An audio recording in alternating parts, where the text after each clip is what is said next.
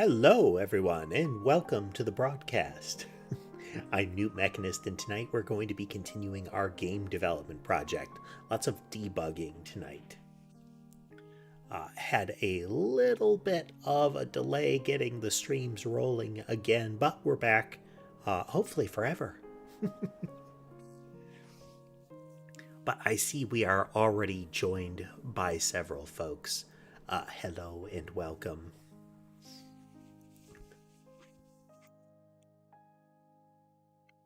Let's see here. We have Sky and Ember snuggled up together across from the keyboard. We have Sammy passing through by the bed.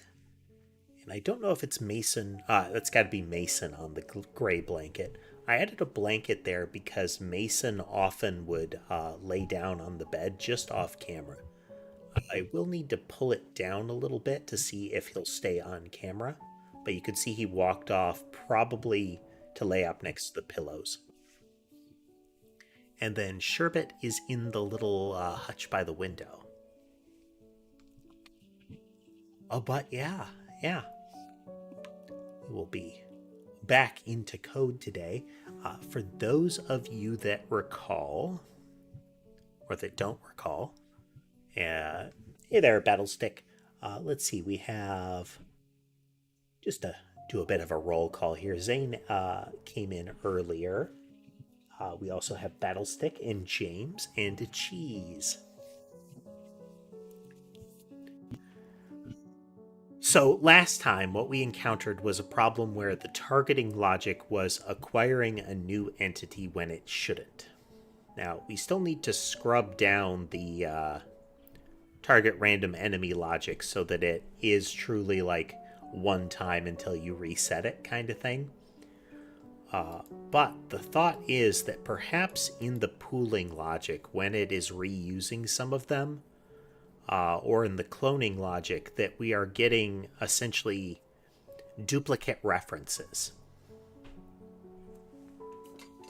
Personal issues, Cheese.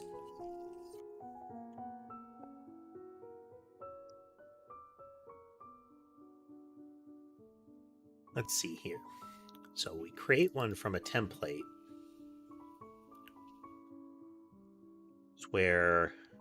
So we have enough of them. Then we're going to take the first one and we're going to apply the template. This might be where we're getting one of the issues. Because we need to make sure that when we're done with one, that we clear it out. And I think we need to put the kind of logic in here.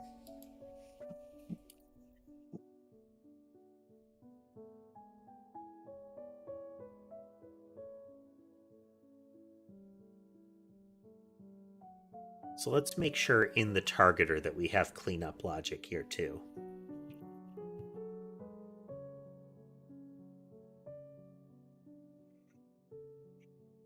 So again, it's the projectiles that are supposed to be like homing in on an enemy are mostly working, but given enough time, we're seeing that eventually ones that have lost their target suddenly acquire a new one, and they're not supposed to with the existing code. And that's a problem. I also want to change the naming convention for some of this. I don't like entity we have remove, and that's... that's fine. That's fine. It's fine. Avoid the propensity of renaming things willy-nilly.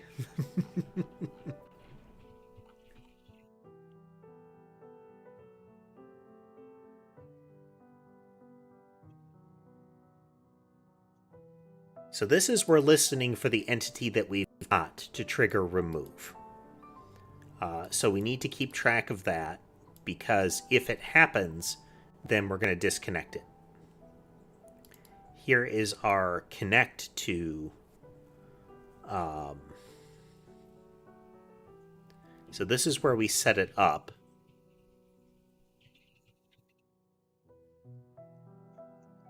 of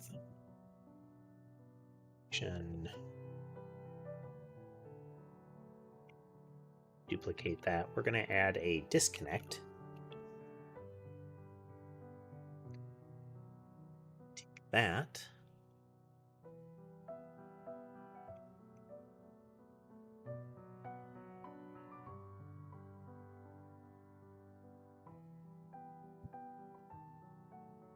Oh, okay.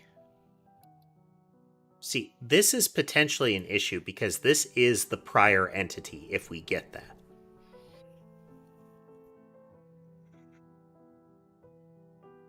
Hey there, Ice Drake. Welcome. And I see we also have somebody over in the short form joining us with a name I can't read.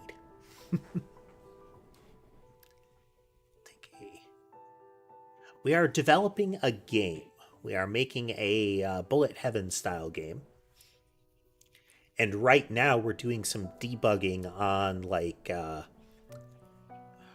homing logic on projectiles.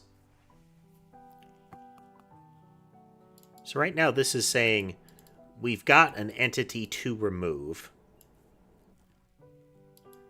And we're saying, okay, disconnect this method from that entity.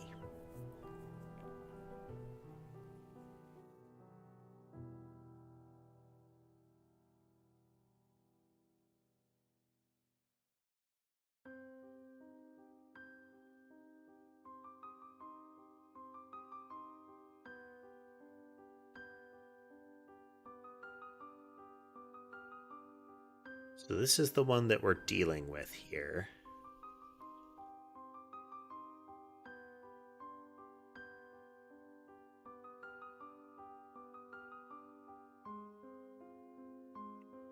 Well, that's unfortunate, James.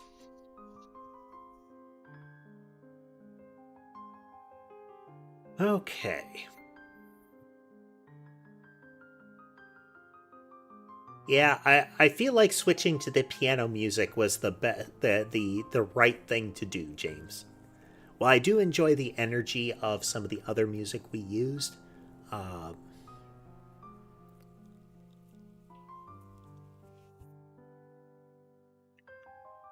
I do enjoy the energy that some of the prior music had. Just kind of the vibe that the piano music gives, I think, is enjoyable. Okay.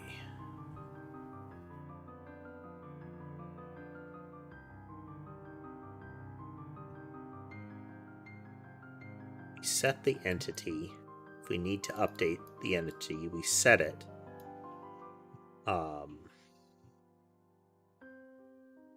Using the existing entity we have.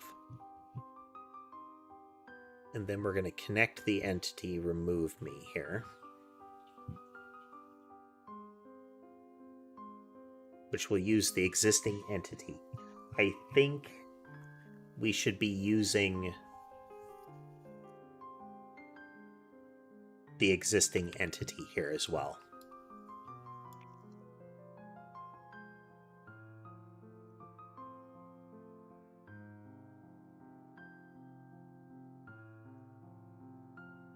For those of you that aren't familiar with the stream, there's actually 3 streams running right now. If you do perceive me to be talking to somebody you can't see in chat, that's probably because they're in one of the other chats. If you're in the tall format, there is a pinned link to the widescreen.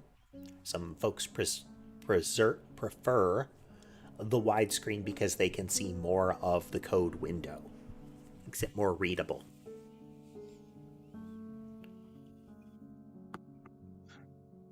So we disconnect when we get the remove me.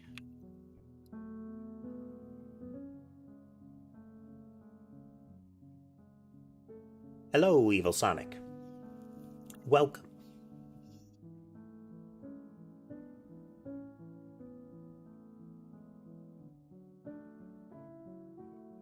So we need to make sure. So this we need to do.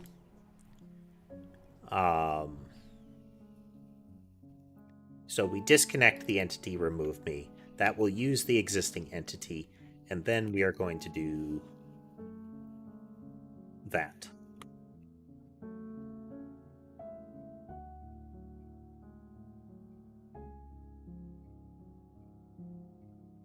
So what's happening here is that when we set the values to an entity, if we need to update the entity, we're going to connect it. If we've connected it,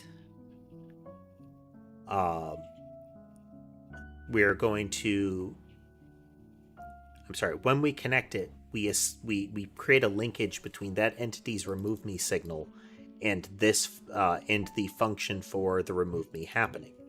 Remove me serves to disconnect it and to null the entity. We need to double check this. Well, thank you, Evil Sonic.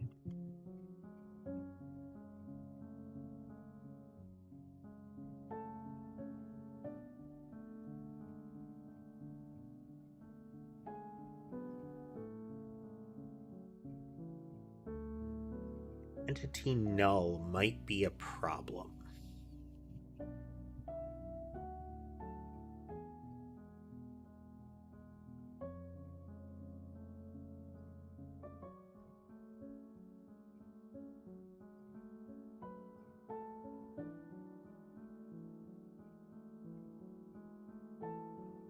I am simul streaming. That's how I've got 3 lives going.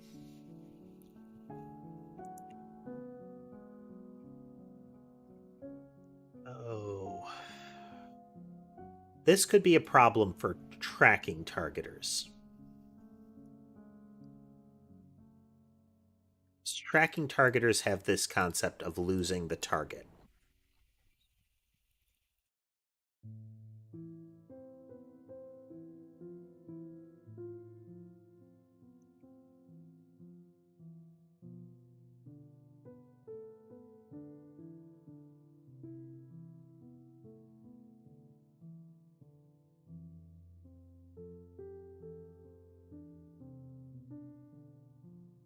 Is okay. Let's verify this.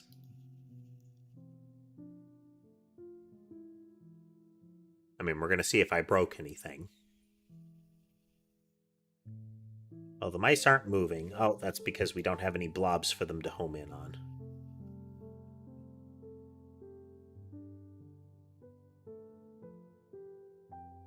No, we should be getting blobs every 2 seconds.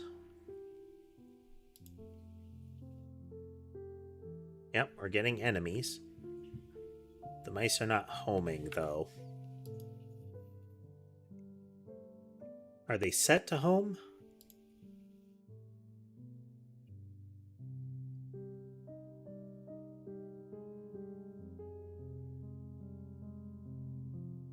Ah, they are not. They are not.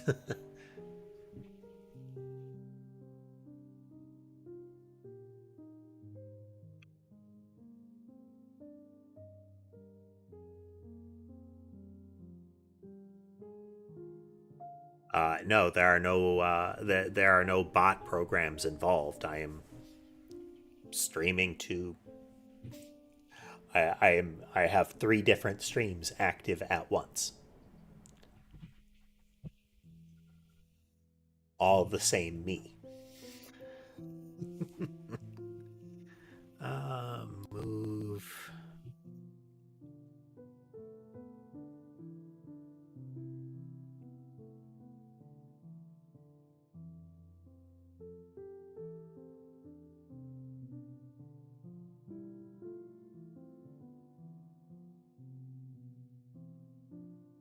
Okay, that's being called correctly. It removes the entity, it disconnects it, it sets that it's lost target.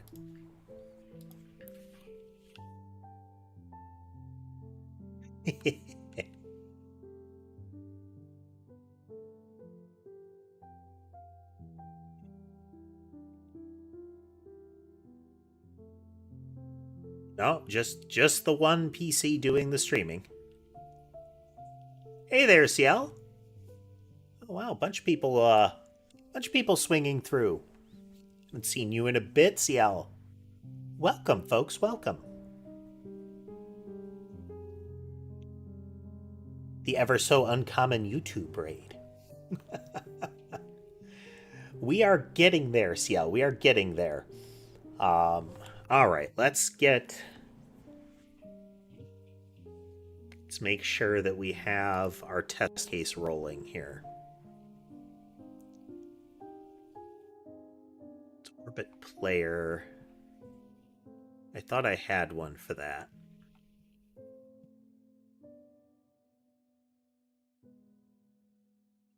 Let's see. Load movements. Right. To player, move at enemy position.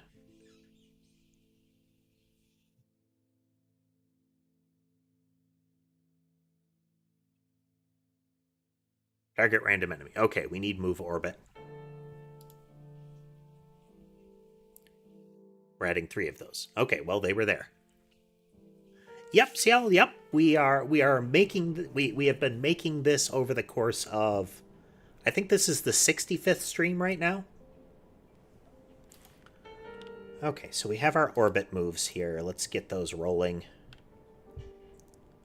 Yom.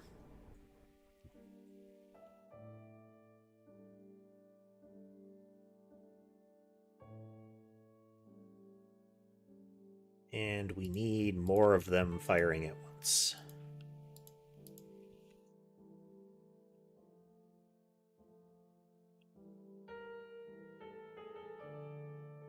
Okay, so you see how they're spinning in circles right now? That's what we want them to do. They go after their target. Oh, nope, see, that right there. That was the problem case. See how they keep whipping around trying to find other things? They're not supposed to do that.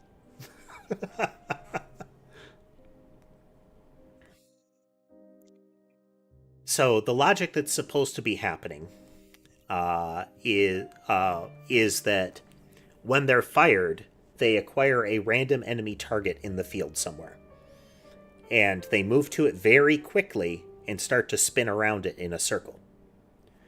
We are seeing some aberrations, like they're not going to their actual radius because the target dies before they do. But that's still not supposed to happen. For those curious as to what these things are wind-up mice. They're moving very quickly, so you can't see it clearly, but they have a little, like, their tail has a little blinky light that rotates like a key.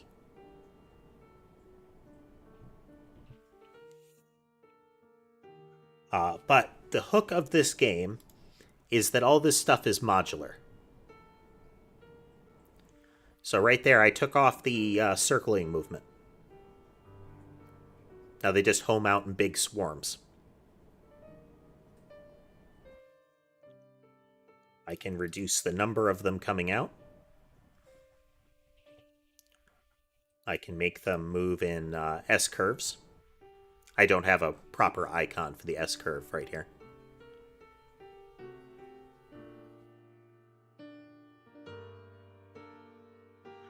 We can make them move out in a spiral. This will be weird because they home out in a spiral.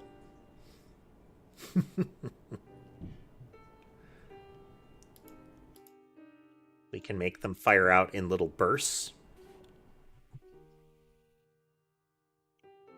And the sequence of it matters. This is burst of 3 and then a spread of 3.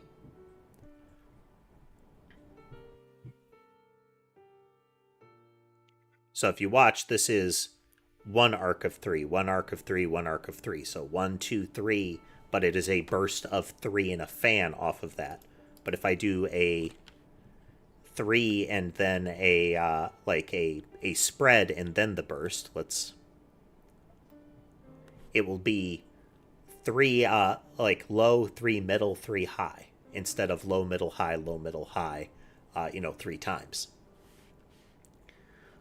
So this is kind of our gimmick that we're working towards,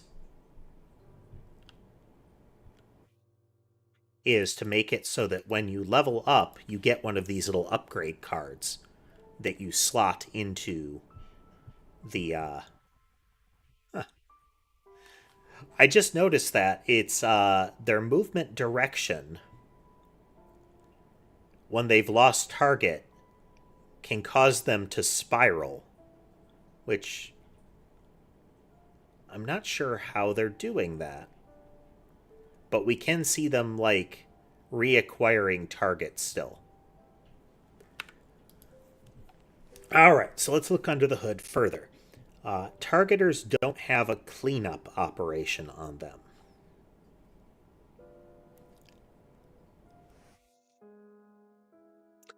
There are so many because we're testing stuff. This is not the actual game yet. These are just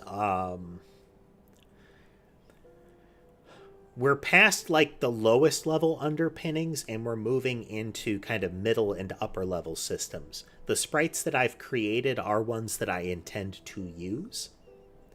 And the yarn ball and the homing mice are actual like weapon types that I want to use.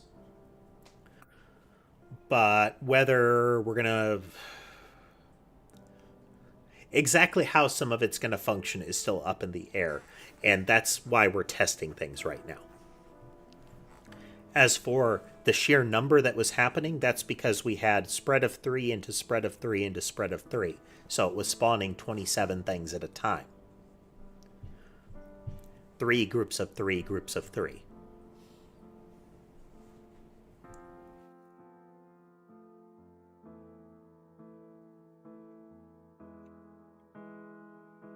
I'm a cat-reminiscent droid. And I'm taking a drink of water.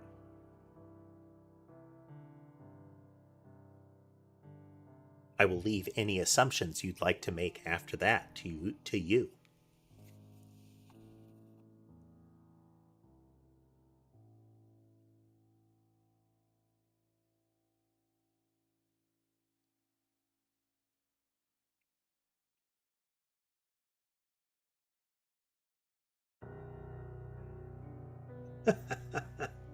Hey there, Natalie, and welcome. This is...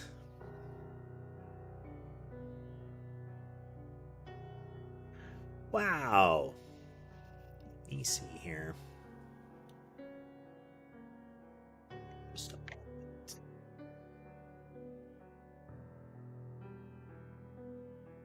Doing okay, Natalie. Doing okay. We are trying to get our feet back under us. We've had a couple of a few bumpy days getting the streams rolling again, but I'm hoping we're back in there. I'm hoping we're back in there.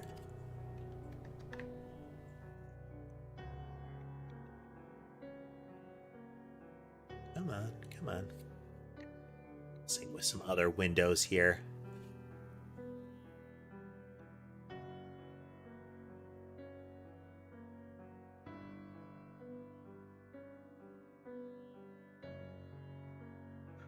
And hey, J Gamer.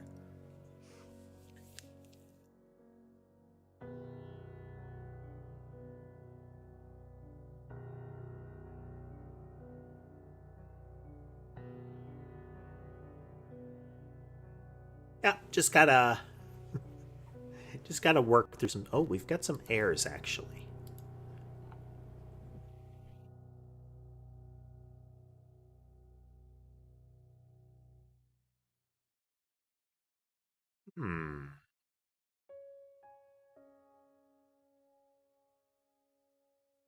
Interesting.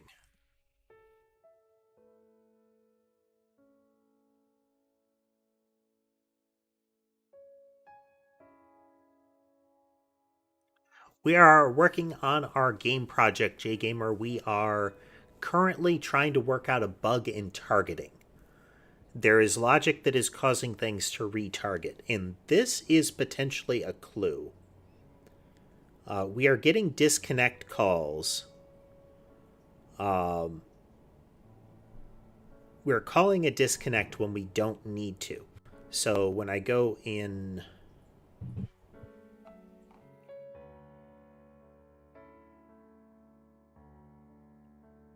Like, this is getting called, which would be called from here. And if I'm calling this, I'm saying if I have an entity, disconnect it. But I've already disconnected it, which means I'm getting this signal from an entity that isn't the current one.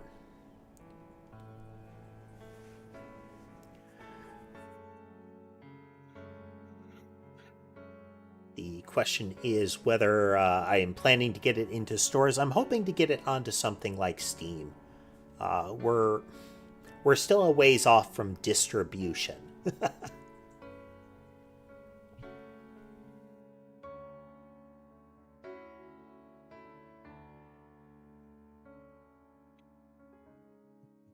Well, hello, Habib. Hello, and welcome.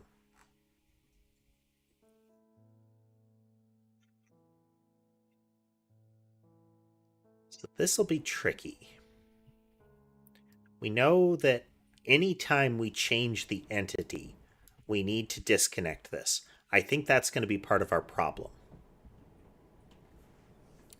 JGamer, the project name, is Nyanite Survivors, just as a reference to Vampire Survivors, which is the game that kind of kicked off the craze for Bullet Heavens. Why don't I use Black Box? Not familiar with what you mean there, Natalie.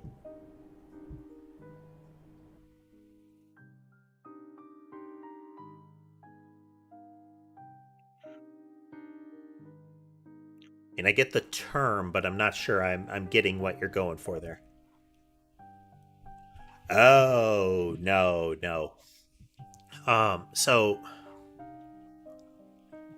while I agree that AI has uses and a guidance for it, this kind of application is not where I would want to pop AI code in.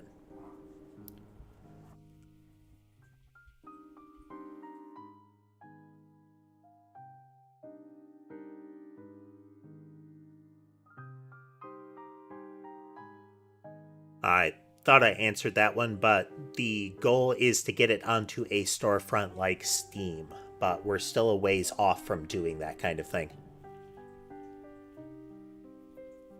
Oh, yeah, yeah. I mean, as far as code generation, that's kind of where AI suggestions would live, is in like IntelliType and similar. Uh,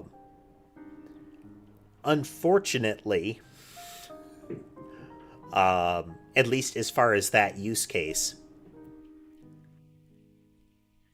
is uh, most of this is very custom logic.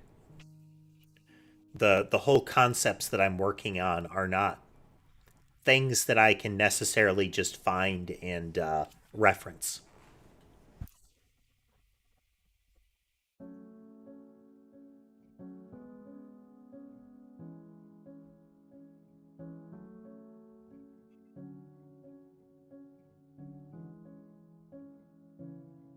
So this particular case is that we're attaching to an event on an entity when we get it. The any all of the things that you could see, the player character, the little mice, those are entities. As far as the naming convention I'm using, when we initially set this entity, we are doing the connection. But I don't think we're doing that everywhere.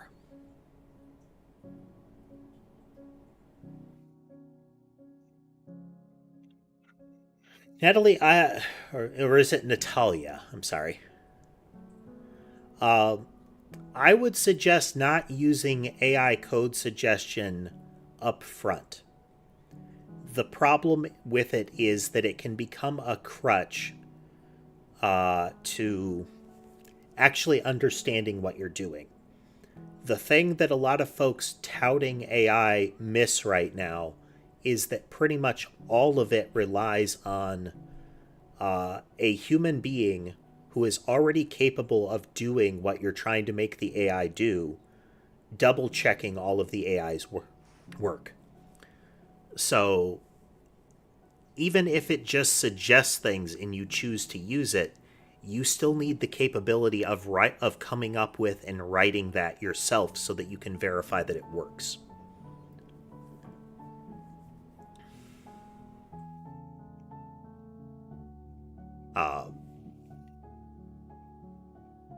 So, like, when it comes to code, you would essentially have to say, hey, what do you suggest for the code? I would take that and I'd have to look at it, you know?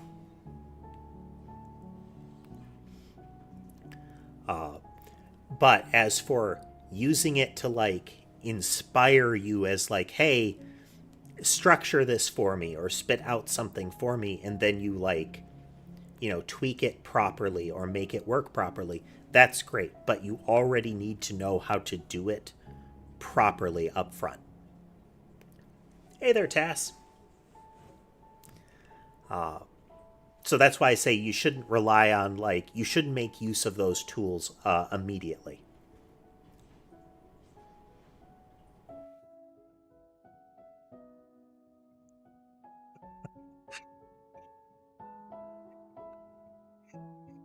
This is not meant to be an attack or anything like that, Natalia, but you've mentioned AI and blockchain within, let's say, 10 minutes. And oh no. Those are legitimate, like, technological patterns. Those are things that you can use in ways that will enhance stuff. But the way that they are talked about in tech circles usually is in a way that shows a fundamental lack of understanding of what they can be used for. Like, blockchain shows up as, like, a gimmick in a game or something like that when it's not really great for that. Like, people will say blockchain, but they don't have a system that requires a ledger of secure transactions over and over there. Hey there, Rish. Yeah, those two are top to bottom there, Sky and Ember. Sky is laying on Ember. AI is something that people are kind of grafting into things like customer service roles and similar, but or into, like, search, that kind of thing. But those tools are based on training data that is available. And so if they're trained on data that is flawed, they give flawed results. And sadly, the way that the industry is working, if one of them gives flawed results, all of the other ones are going to find those flawed results and be trained on them.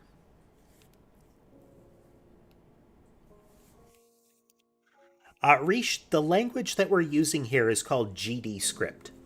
FUNC is not a terribly uncommon, truncation of function. But we're using GD script, not because it's necessary, but because we wanted to learn a new scripting language.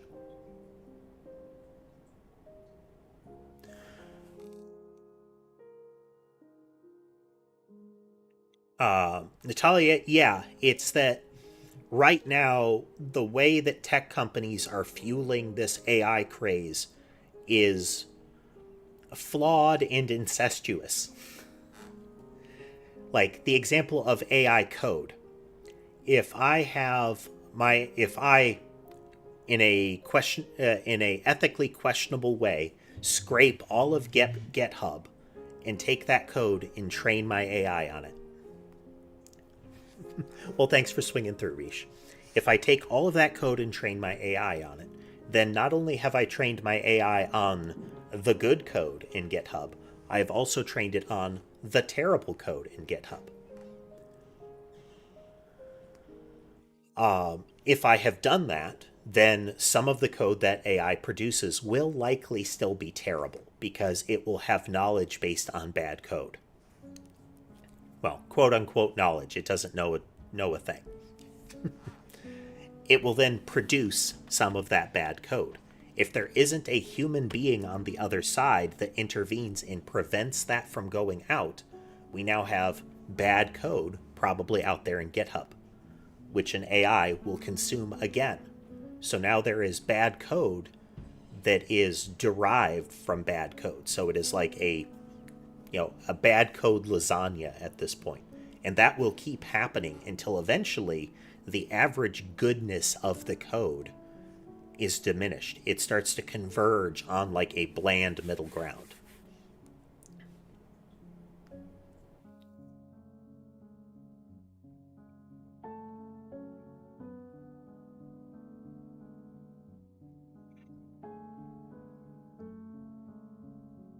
The trick with it, Natalia, and the trick with all of these is there has to be a human actor, a knowledgeable human actor to intervene and adjust things back in the right direction. The difficulty with a lot of large language models, neural networks, that kind of thing is the logic between me pressing the button and saying go or starting the training and the end result is a mess of like floating point values interconnected with each other wildly. The ability for a human being to look under the hood and say, this is what's broken, this is why it do the wrong thing, is very, very limited. You can kind of tweak the dials.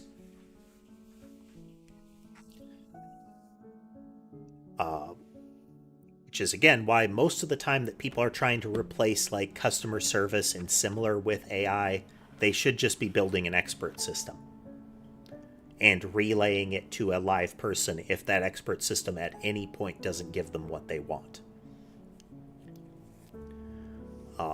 Because the expert system can only give results that you have supplied it with. So you know the inputs and the outputs. With a AI, a neural net, any of that, you don't really know the path between the input and the output. You've just looked at it and said, well, after training, I gave it this input and I liked the output. So I give it a pat on the head during the training process, and I assume that it will keep doing that during the live process. But it might not. It might tell people to make pizza with glue.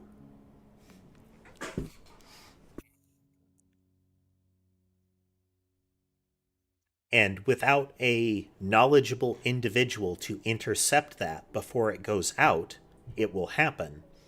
And if it happens, then somebody else will have to intervene to catch it and damage control.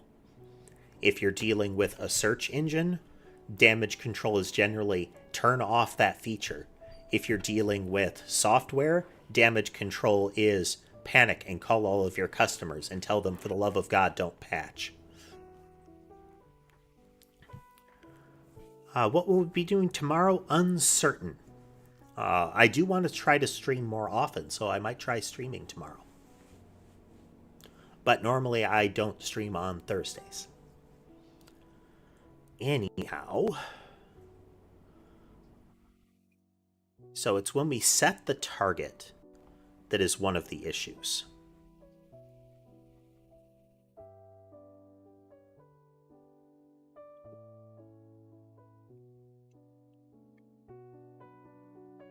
I know of Roblox. I do not play or really have interest in playing Roblox. I appreciate that they have a relatively fair, as far as payment economy goes. I do not like the coding society that has grown up around Roblox. There are questionable practices that they have been made aware of and have been slow to take action on.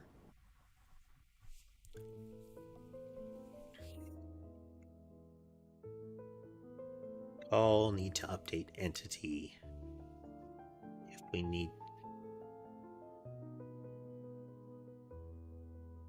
Okay, if we need to update either of them, we're going to call into set values. If we call into set values, we will connect a new one. It's when it disconnects that we need to make sure. So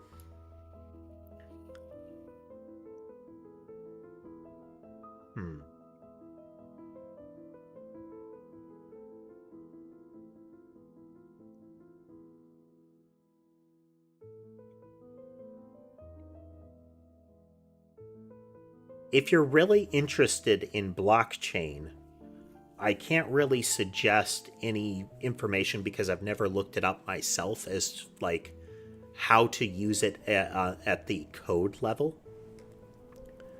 But I would suggest starting with things like wikis and whatnot instead of stuff like YouTube, because a whole lot of the media for blockchain out there, a whole lot of the information out there is wildly sensational.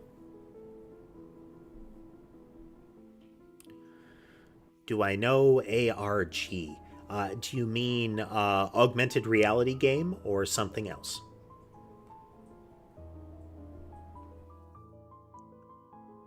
Do you mean, the acronym? Okay. I am aware of that kind of thing. Natalia, ultimately, I would say learn about the technology. Like, learn about how blockchains work first, because that's going to tell you what you can use it for. If you don't really know how it functions at a low level, then it's not going to be terribly useful for you when you are looking at making a product. Full dive VR. I am aware of the concept of full dive VR. That is a level of technology that I would say that would require a technological leap that we don't currently have. Do I like horror games? Yeah. I don't like survival horror games. I feel like they're kind of tedious. But the concept of horror games, especially psychological horror games, I really like. Light jump scare stuff, I kind of enjoy. I like that little adrenaline hit.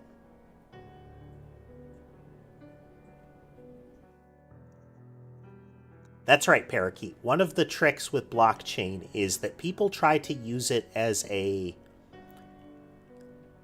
inventory database when it's not. It is a transaction ledger. There is no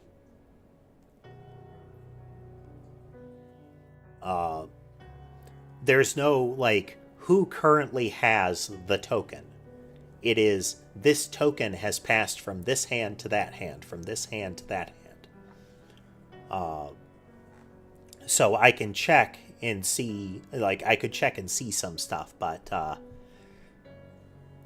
it's it's not a database, as Parakeet has mentioned there.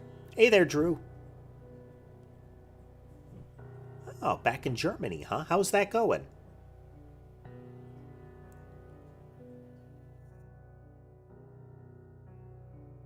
How long to actually achieve full dive? Well, hello from the United States, Andre. Let's see. How long to get to full dive VR? So, from a virtual reality perspective, the only sense that we can really cover in a limited way is visual. We can, and I say in a limited way because glasses are not one to one. They're not. It's not going into your eyes. It's not setting off your optic nerves. It is a screen in front of your face. I mean, technically, you could use scent if you had like some sort of like, nose plug apparatus. Touch, we have haptics, but haptics are kind of like the most complex haptics we really have are rumble controllers, or more advanced equivalents thereof. There are some things that have like physical resistance, but it is still something that you are holding that is meant to deal with it. That is true. Auditory is the one that we have the closest right now. So the first step would be getting all of the senses actually covered. A way to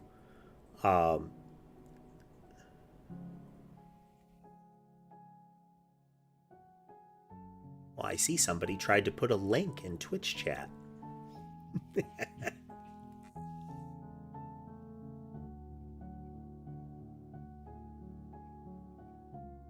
Yeah.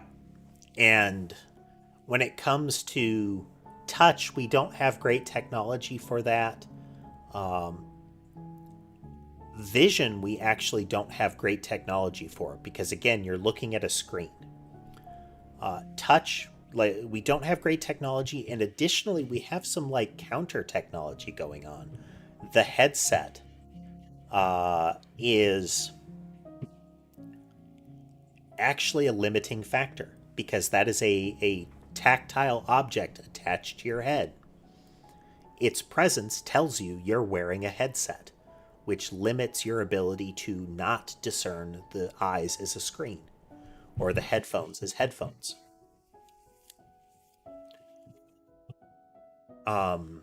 Scent and taste are going to be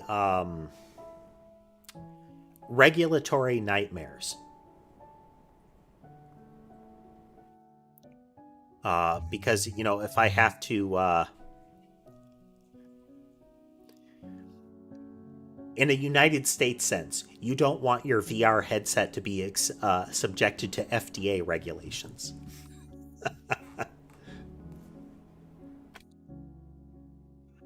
Natalia, you can't see the asterisks in a message usually indicate somebody tried to post a link.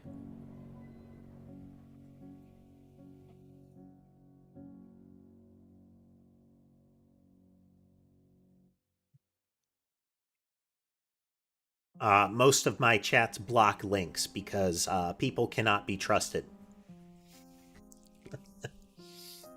Okay, so circling back around, what we're going to do, I am going to step out for just a moment and be right back. Quick little break. And then we're going to get back into this debugging here because I have some thoughts.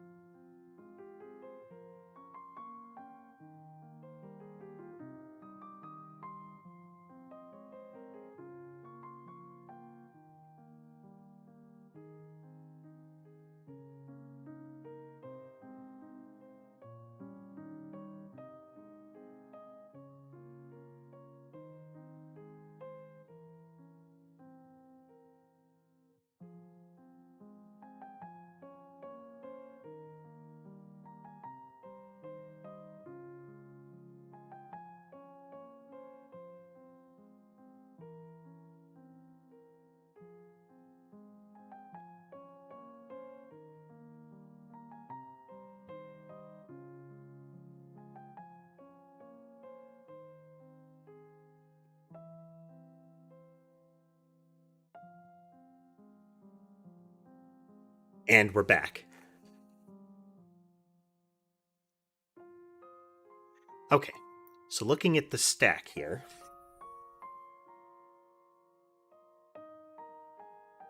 we get a collision on an entity. We trigger the interactions. So this is We send the remove signal, we get the entity remove signal. The targeter receives it, the targeter says to disconnect it. It doesn't have that. Why is there a cat there? The cats are a critical feature here at Catbot Corporation. We keep track of all of the cats on camera for as long as possible. So we have those two across from the keyboard. We have Sammy and a thin sliver of Mason visible on the bed. And then Sherbet in the window. Why? Why not?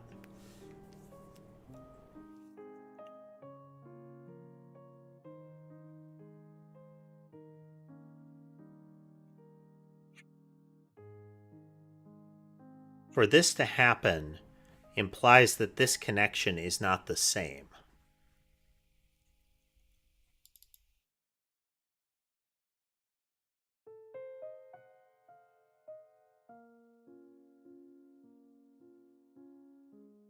We call that, and then we null the entity.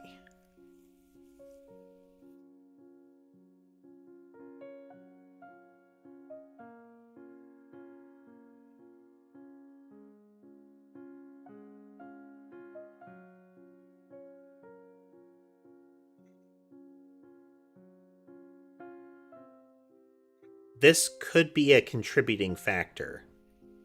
Or at least this is an indication that we might have some of that problem, is the entity that we're tracking isn't the same one we're disconnecting at this point.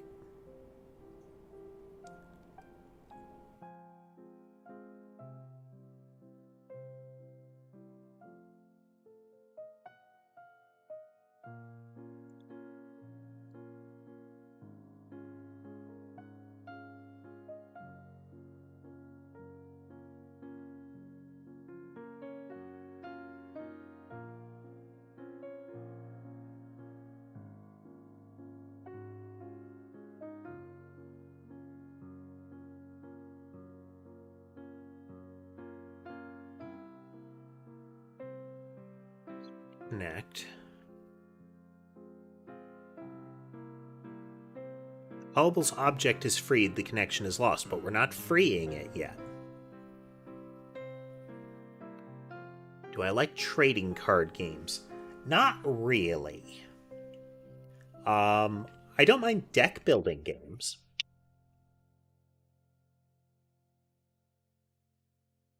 Are the cats still okay? Yeah. They are. For the most part, the cats are napping while on stream. I mean, for the most part, cats are napping. It's just kind of their general state of being.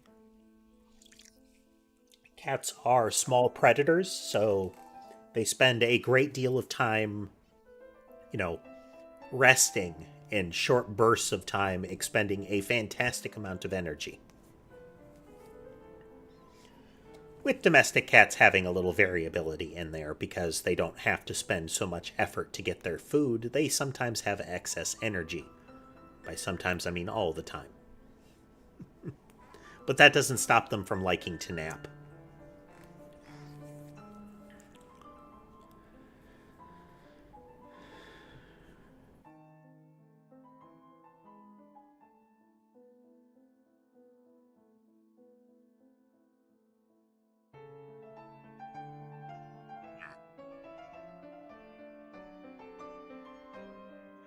What do the cats eat? I generally try to give them some Friskies wet food each day. Every so many days minimum. And then otherwise, there's some, I think it's Blue Wilderness or something like that. There's some decent quality kibble that I give them. I do not speak any Russian. The only times I'm able to perceive any is by repeated contact and by using translation software. I don't give them any fish. Fish is like carrots for rabbits. It's not actually part of their common diet.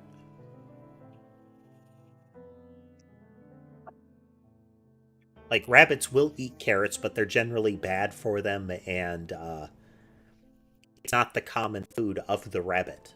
With cats, let's put it this way: how would a house cat catch a tuna?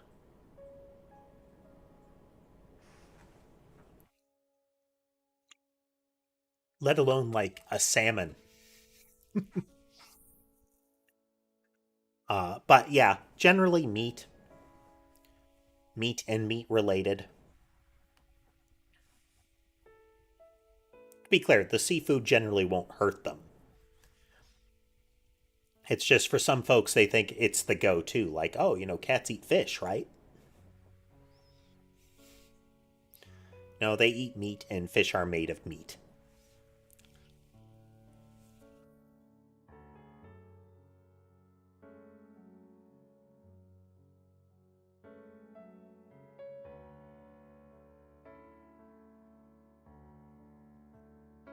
One, yep. Let's try this a little bit differently.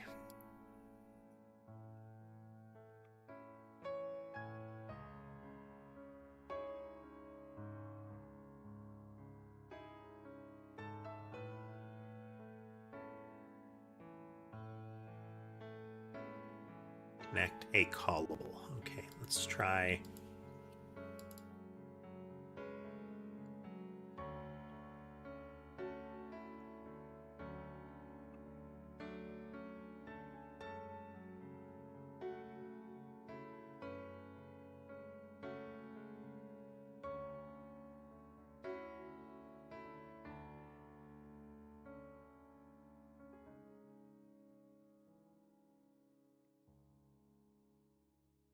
Let's see.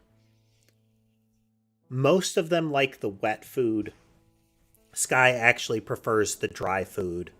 Sherbet's actually kind of a chowhound for how small he is and how trim he is. He tends to be very enthusiastic about getting to the food dish. In the same way that Sky only likes the dry food, Sky doesn't actually like. The ones I have are called churros, not churro, churru. Let's see, how do I describe it? If you're familiar with Go-Gurt, yogurt in a tube, it's like that but made of meat.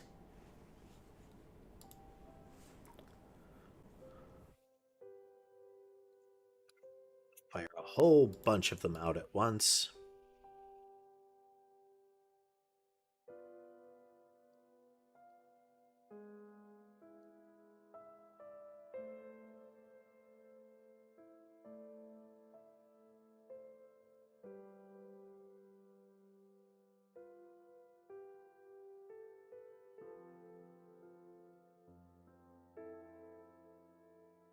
I think that might be what it is that it's weird, their vector is rotating.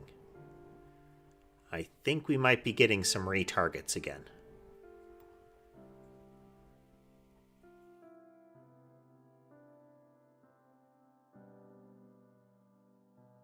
Yeah, right there. Those guys retargeted.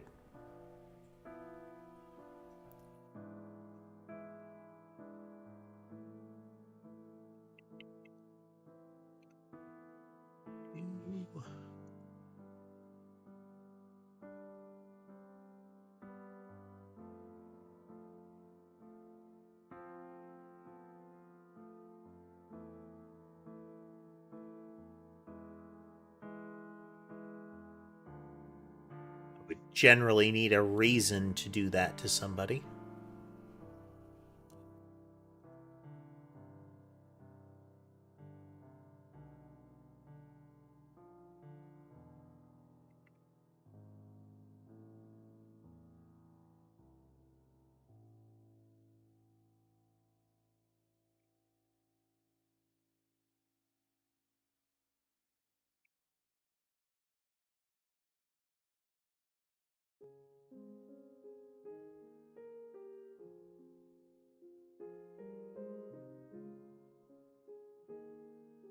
Yeah, there's definitely still retargeting going on. Okay, but I think I think that's still a good marker. Let me get a commit on that.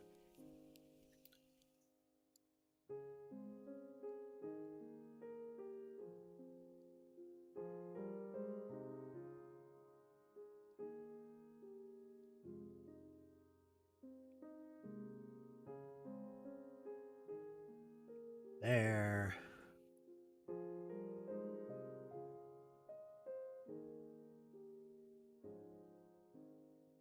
Here. Yeah.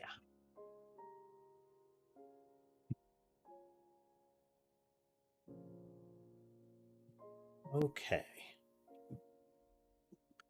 This is correct. Now, there's nothing that cleans up a targeter if it gets removed. So I think that's going to be part of our problem, is the targeters are going to persist after death.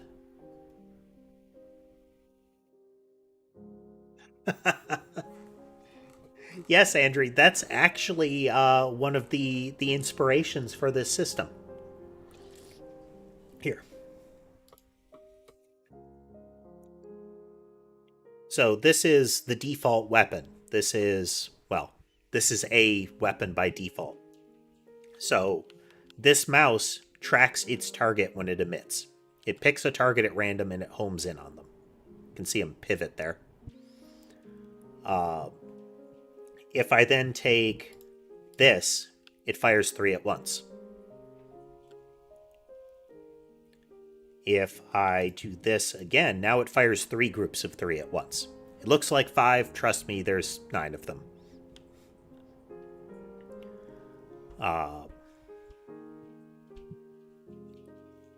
Then, if I put this one in here, this makes it go in a burst of 3. 1, 2, 3. Waits a second. 1, 2, 3. If I put the fan after the burst, we get like bottom, middle, top 3 times in a row. If I put the burst after it, though, we get 3 in each of those spread directions at once. So 1, 2, 3 to down, 1, 2, 3 middle, 1, 2, 3 up. If I put this one, this will make it rush a target and then orbit them at about 2 squares out. If I put a whole bunch of them here, we'll be able to see our issue, but this is how we can tell for sure that retargeting is happening. When their target is dead, they should just orbit in place. But that happened. See how they're suddenly just swarming over? That's not supposed to happen. Which means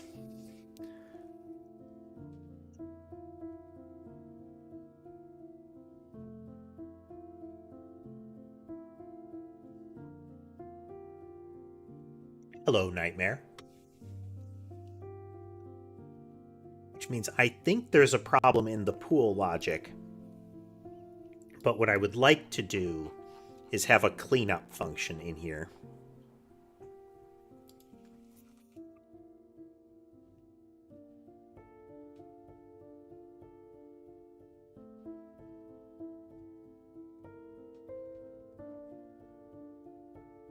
Which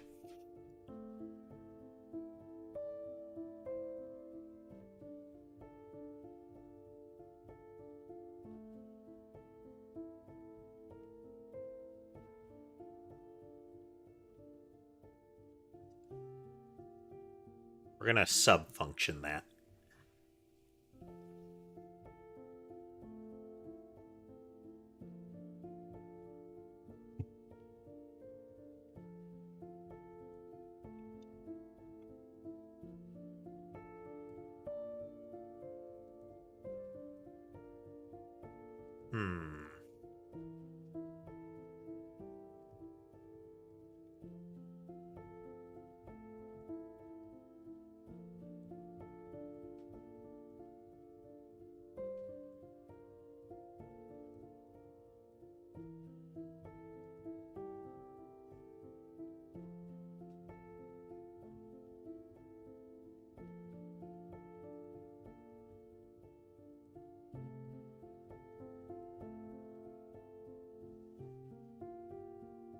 This is just for clearing the entity.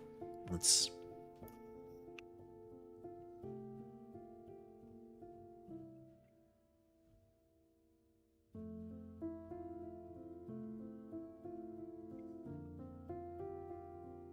We get a remove call, we clear the entity. So as part of remove, we're going to clear entity. And then by default, a targeter has a direction.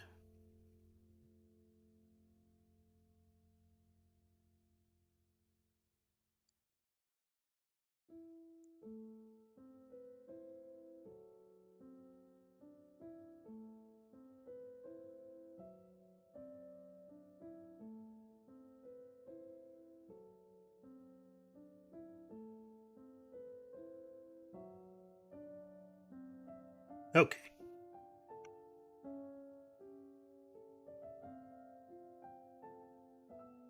So then in a targeting tracker,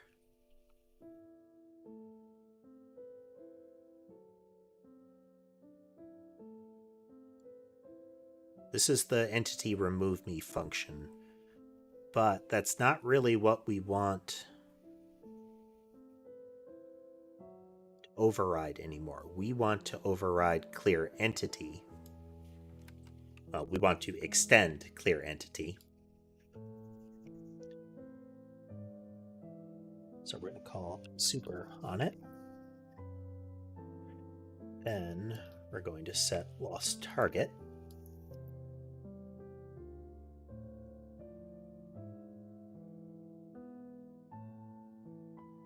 We'll need to reload that.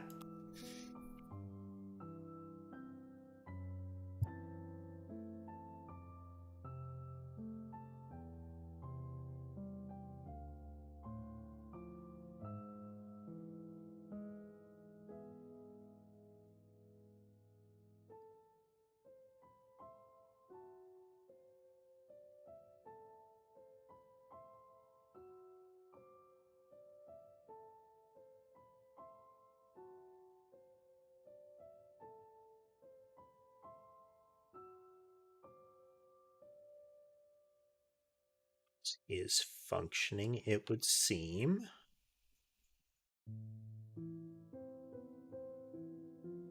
Not generating any extra errors. Everything we've got is just syntax warning.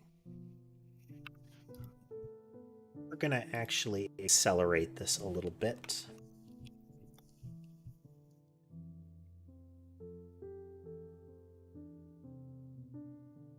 One hit to remove them.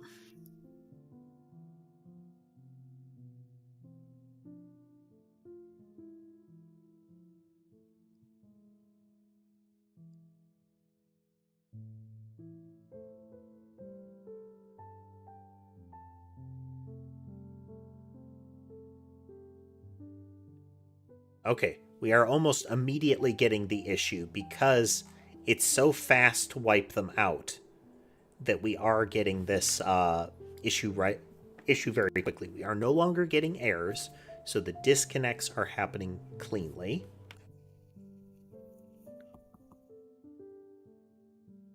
This is good.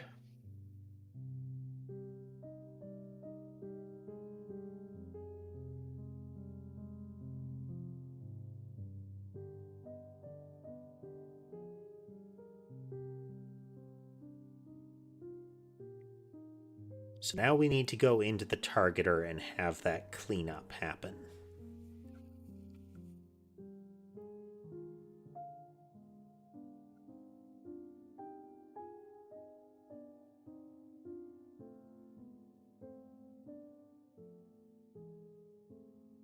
So by calling this, we are going to set we're going to set lost target to true, which should prevent further reacquiring of a target.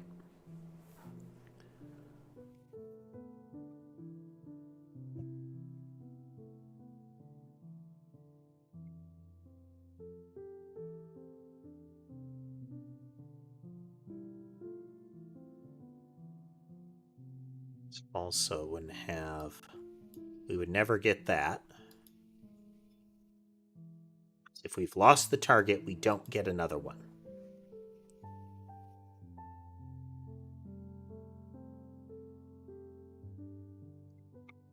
So when it goes into the pool, if it hasn't lost target yet, I wonder if that's the issue. So thinking through this, if an entity is removed, are we actually freeing that properly? Mouse is sticking around.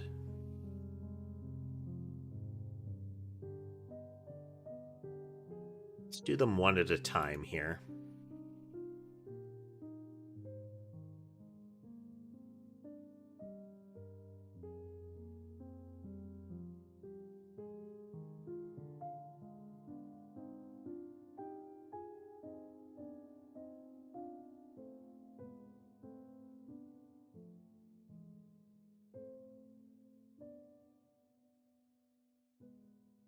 We're observing right now. What we're watching for is any of the mice that are visible to, because the blobs are moving in a straight line and we're not moving, that means all of the mice will move in a straight line towards where one of the blobs is.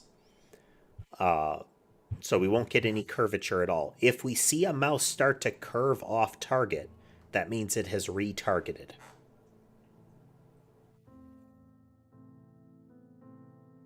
The fact that we're not getting that is interesting.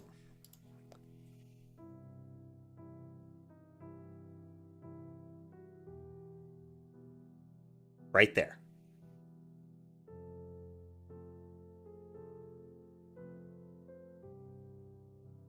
We're starting to get aberrant behavior. It should be doing what that one's doing. It should be just continuing along if it loses target. But instead, we're having them spin in place. That's weird. That implies that it thinks there's a target somewhere. It should only be turning if it's trying to acquire a target.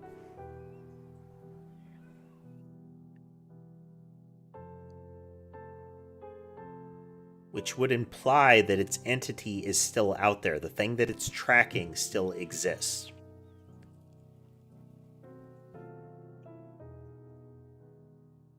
Okay, so if we go into the targeter pool,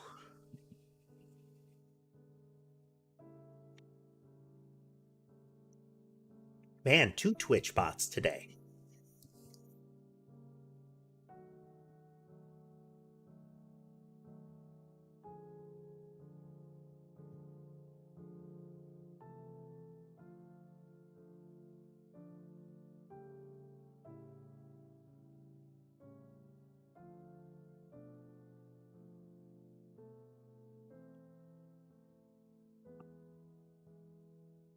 Let's see.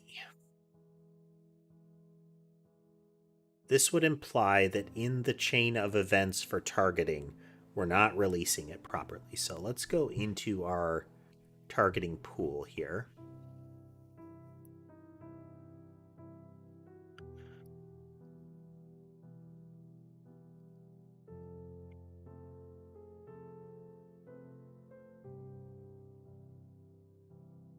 We're going to call remove.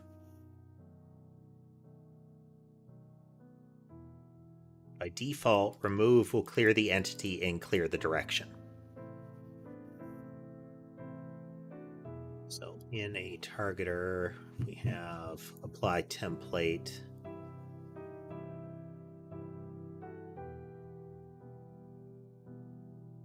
Then we'll initialize it, which will reset lost target. So we look in here, we release it, we create it, which will initialize it. Okay. This is an extra step we weren't doing. We're making sure that the targeter is reset.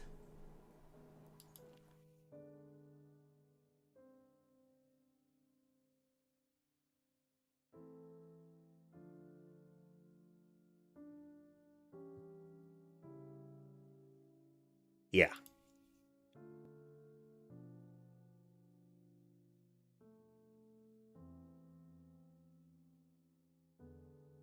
Okay. The thing is not that we need.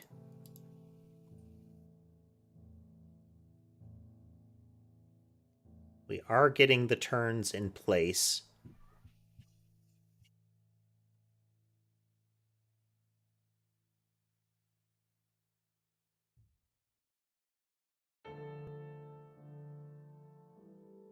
That was a retarget.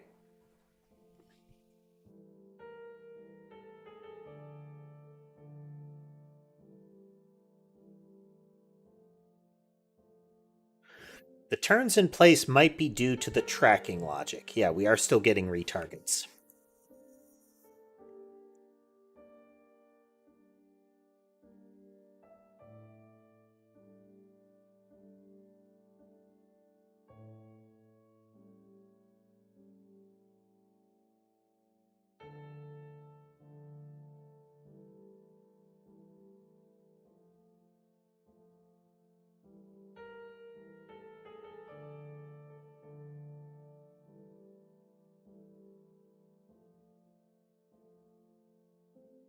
This should not be able to update.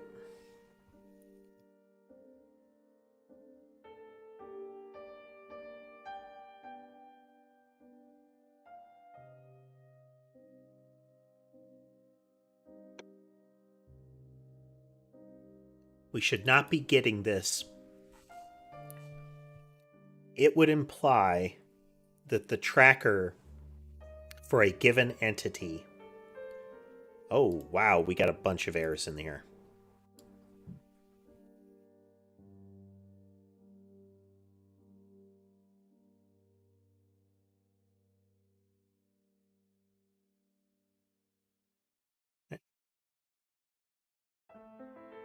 Okay, this has circled back around to us getting that. Let's...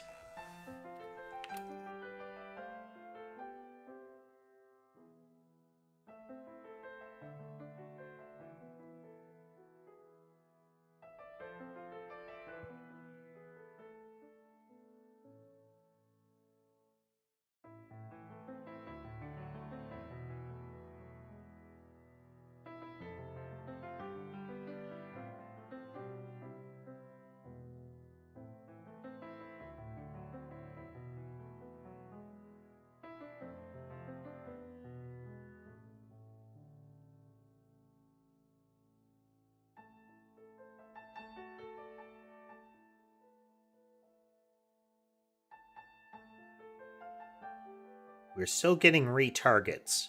The extra remove was emitting errors in that the signal... the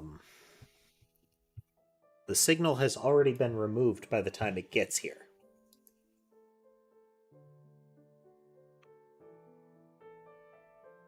Hey.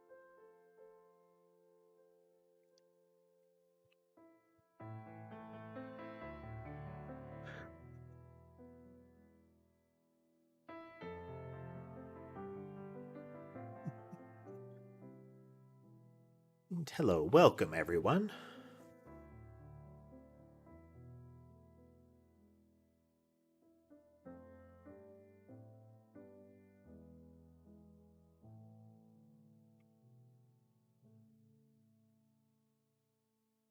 Should have this in here.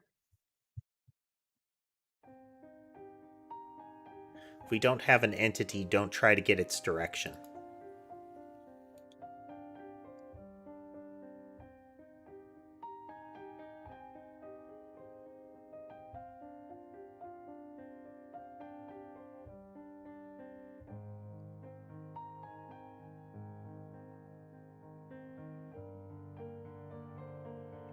Ah, well, that's... we needed that.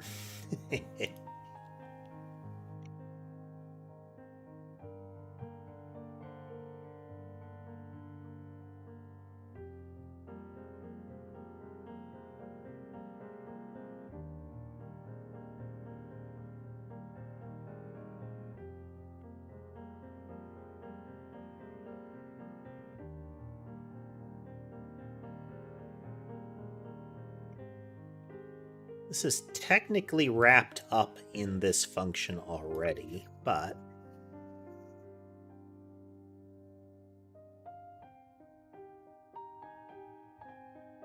random direction.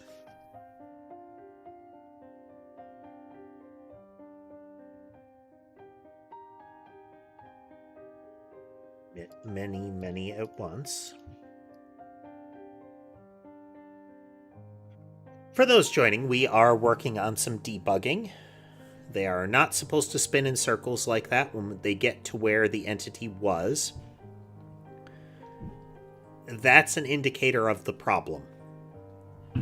That entity is not going away properly.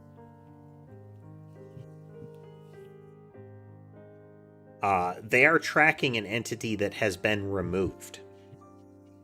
That's what's happening. And they don't have the turn radius to deal with it.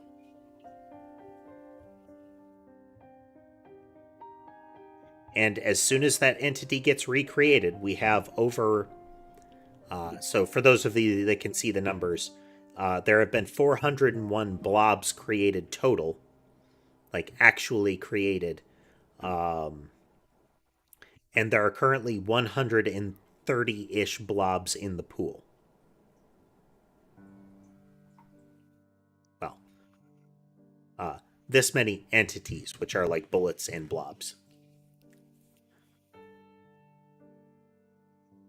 There's some different cues and such going on here, but...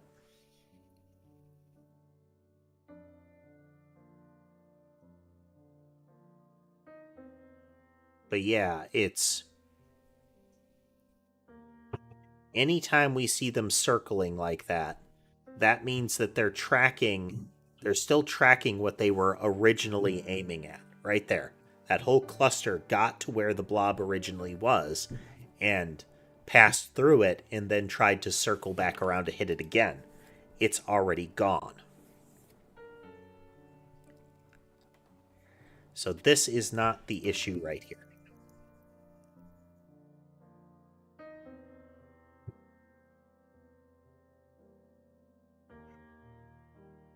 It would imply that the remove me is not being triggered when it should, and not being cleaned up properly in any event.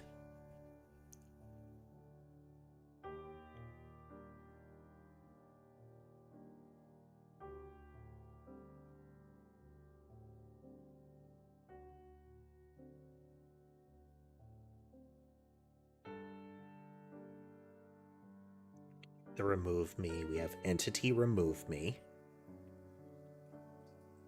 By default, that clears the entity. Then in the targeting tracker, when we clear the entity, we disconnect it, and then we set that we've lost target. And when we disconnect it, when we call the super function, we null the entity. The entity is gone now. So...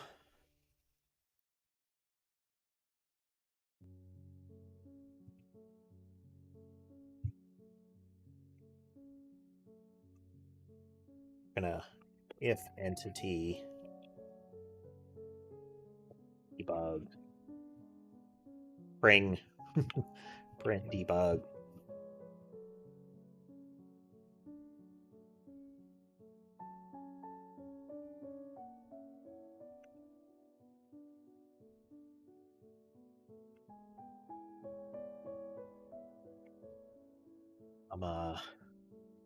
be alive.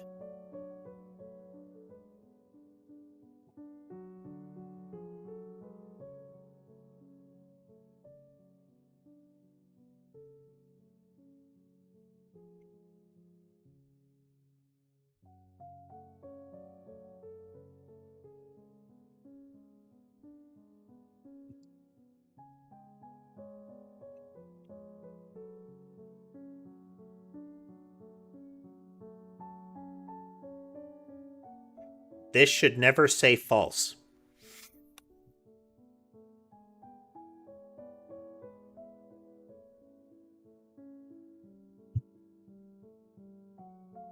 There's a false in there. We're getting falses. Okay.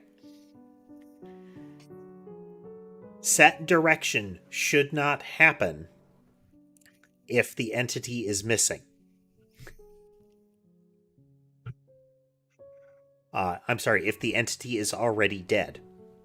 If this has been set to false, that means that entity has been removed. But what that should mean is that there is no entity uh,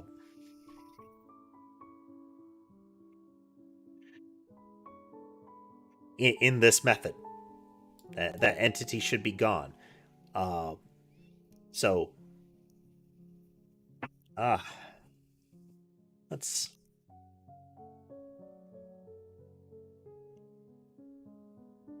assert entity is alive.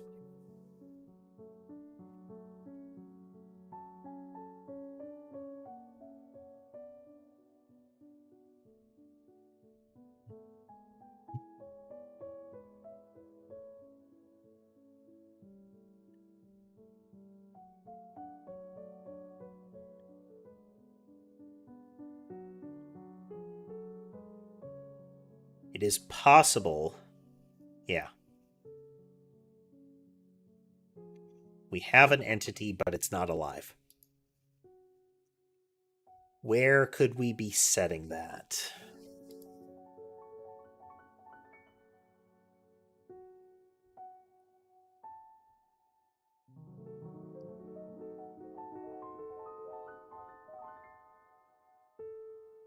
Only when we call alive.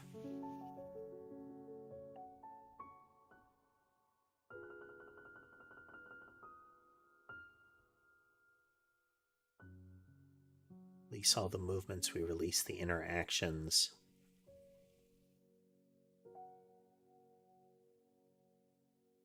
Then in the movement pool, we release the targeter when we do that.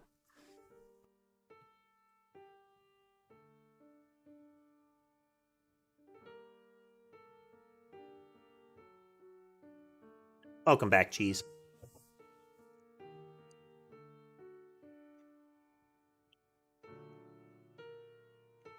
If you haven't heard it, our plan is to fix this issue. This is an issue with targeting in that the thing that we're targeting, like the blob that a projectile is homing on, is in this particular case never supposed to be updated. Once it happens once, it doesn't happen again. In this particular case, it is happening again. It's not supposed to.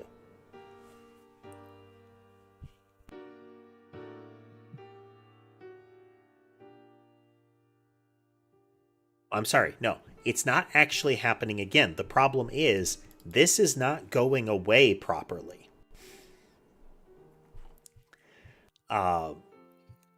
In that we get here, we have an entity, but it's dead.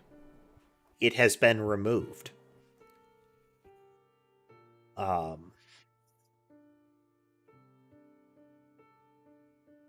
So we shouldn't be able to get here.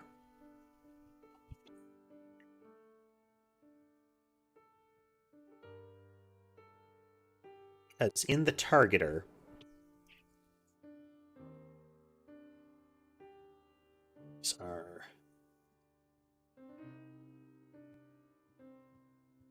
need to update direction by default. Should be getting overridden when we're setting it up. Yeah. We've not lost target, or we don't have a direction yet. This should only happen when there is no blob. So we're going to call that, and there will not be an entity. So we won't call into this logic.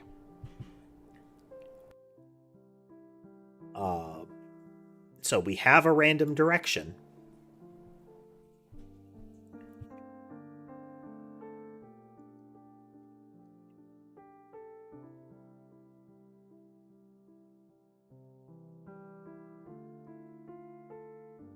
So if we have lost target, that is...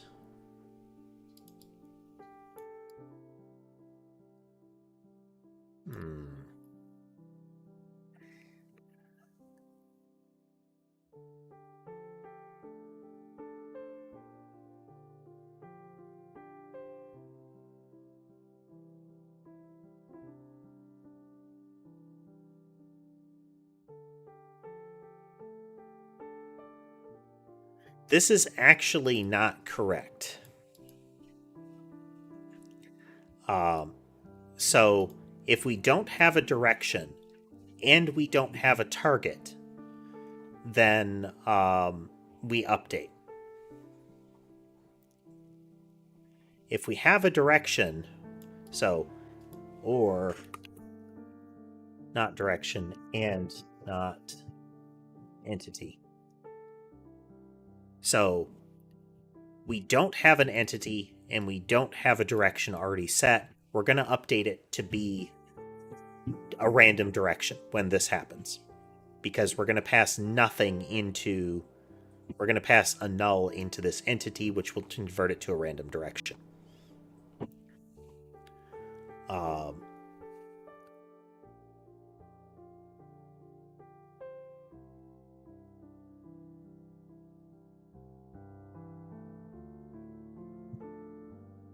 So a couple things, Cheese. One, this is top down, so there is no actual gravity to deal with unless I want a projectile to go down, because down is down on the screen, not down in terms of verticality. Two, we're working with tracking on an enemy. So it is, we select one of the enemies at random and it tracks them.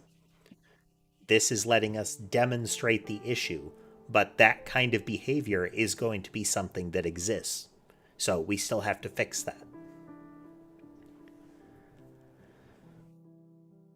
Okay. So we're going to put this first.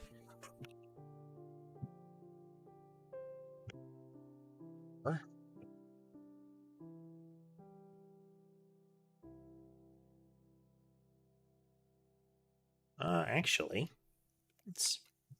so first we need no entity. And not direction or not lost target.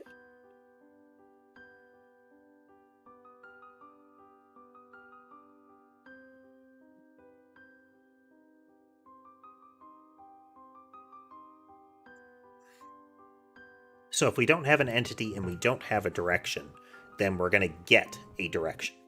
If we don't have an entity, we do have a direction, but we have lost target, then we're not going to update it. So if we have a non-zero direction, this will be false. If we have lost target, this will be false.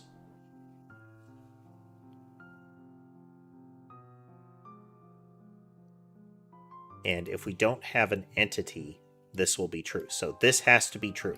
If we have one already, then we are going to update the direction.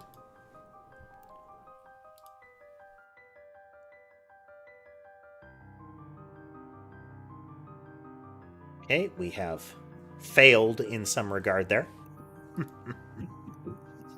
Okay. Quick break and then back to it.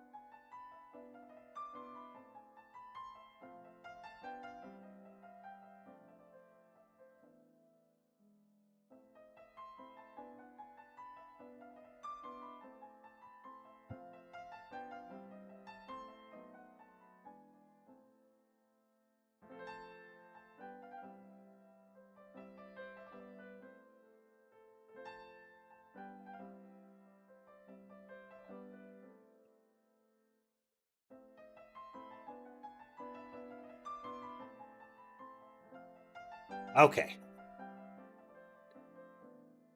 This was not correct.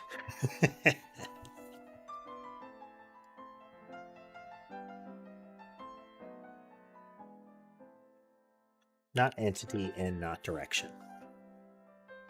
Or not lost target.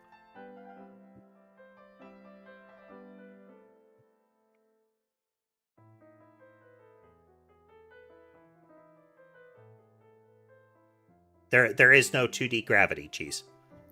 Here, let me... If there were gravity, it would be on the z-axis. And none of the math is done on the z-axis.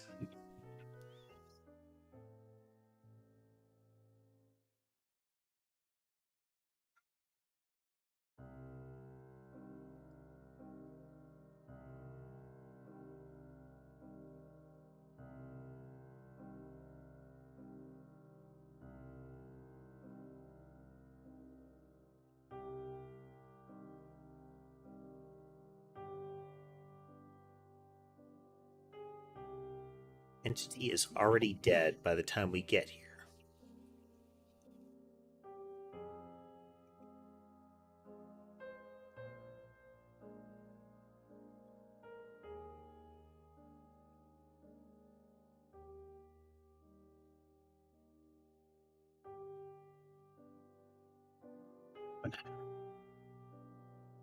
It is possible that this physics event is happening at the same time as the event that is raising the remove me event.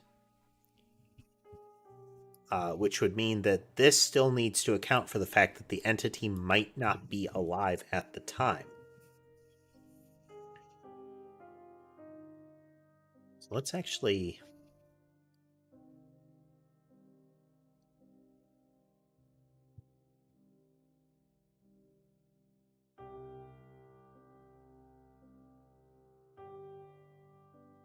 spell that in several ways. Boolean is equal to false.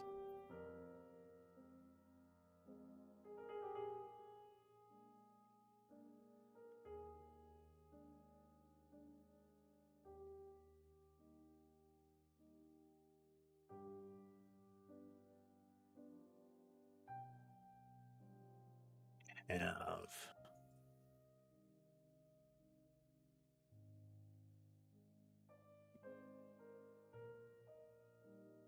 clear entity. If we've already encountered it dead, then we're going to print debug.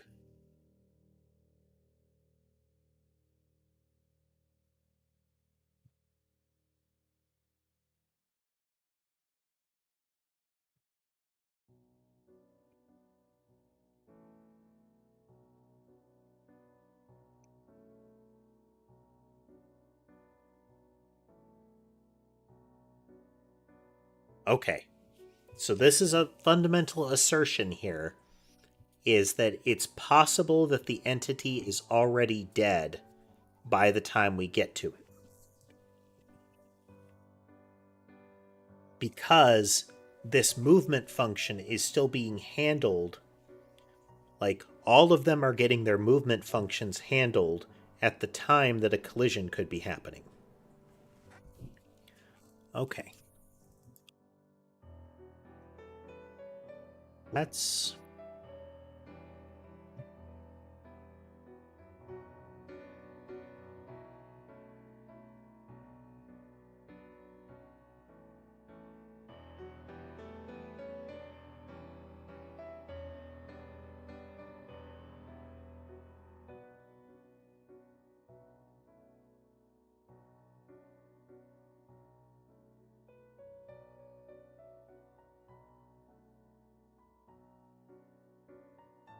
all right. Quick experiment.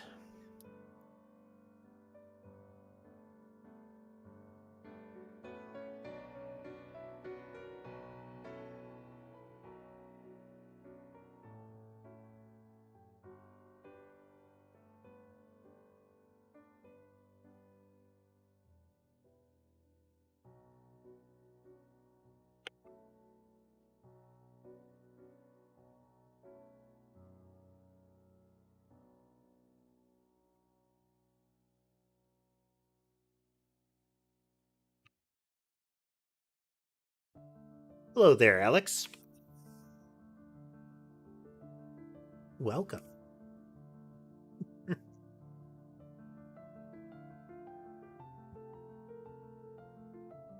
Okay, I want to call deferred on this.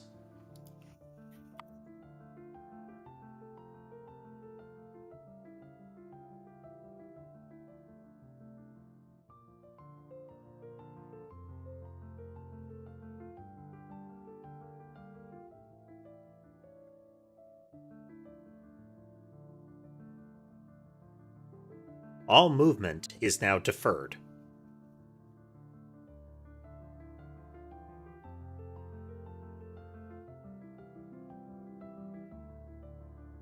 Ah. What sort of kitten? What does it look like?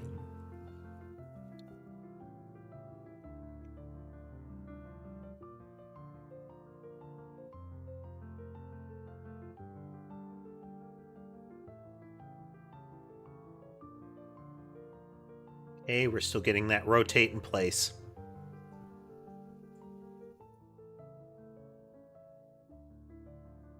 Means we will start to see retarget logic. Yep.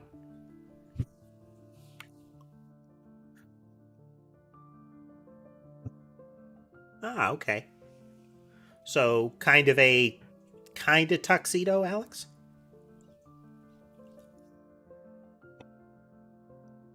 Just with more white than black? Don't know if that's still tuxedo.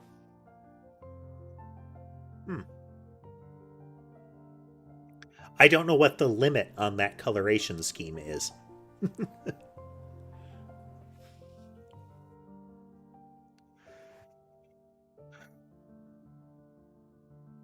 So what this would have done is make it so that the handling of the actual movement would happen later.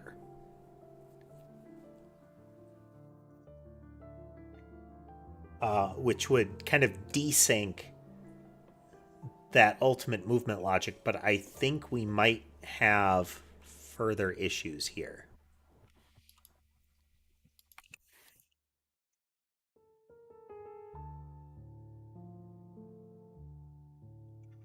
Biscuit is a solid name for a cat, especially if they're really affectionate, because you'll get a lot of that.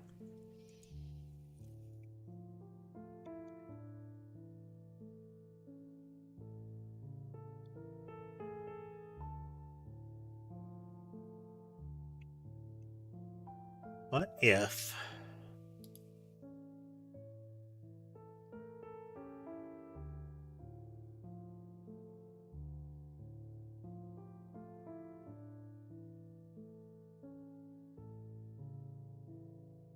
this is the one, handle collision? A collision zone is the thing that ultimately has a collision happen.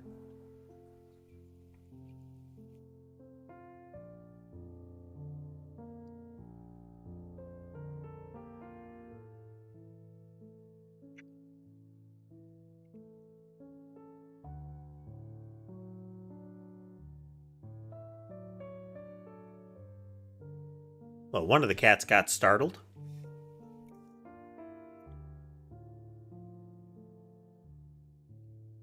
There was a sound.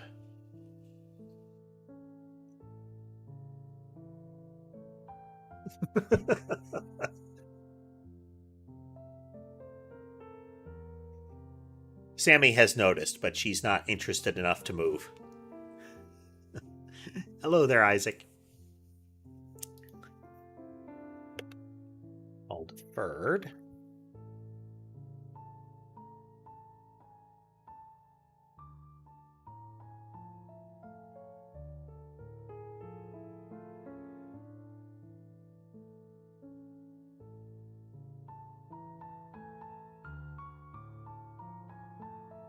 Oh, still have the orbit.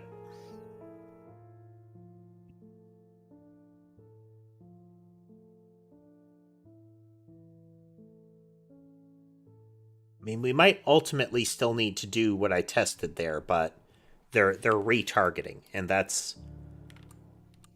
So it is not really like an order of operations thing.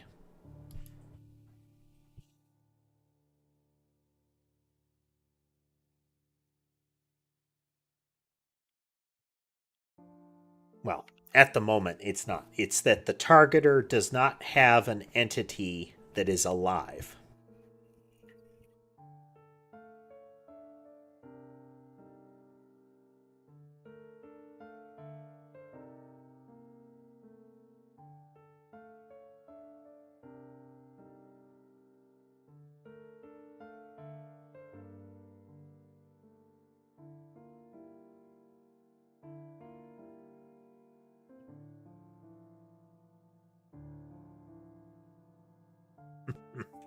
No giant mutant cheese yet, Lunar.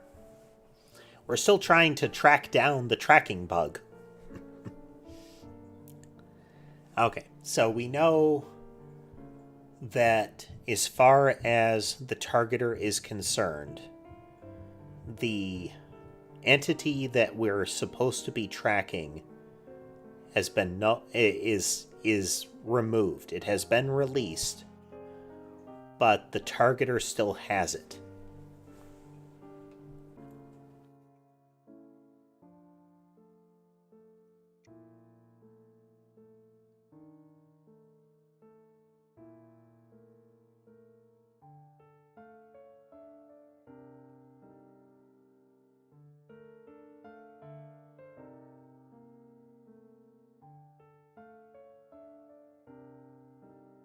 So we have an entity.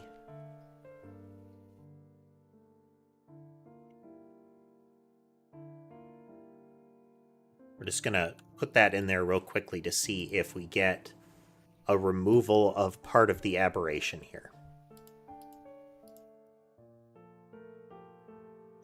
We should still get a mass retarget here, but we shouldn't get the orbit in place.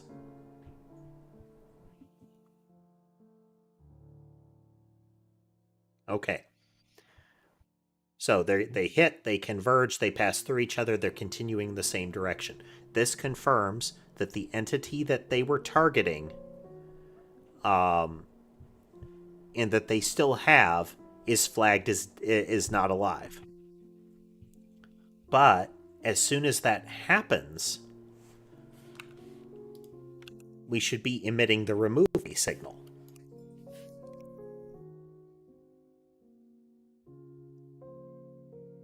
Yeah, send remove signal.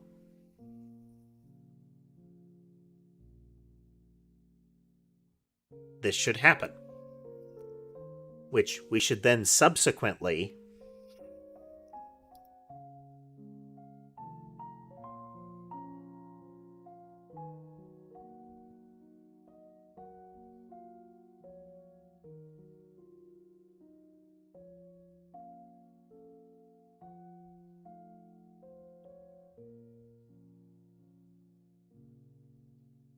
okay.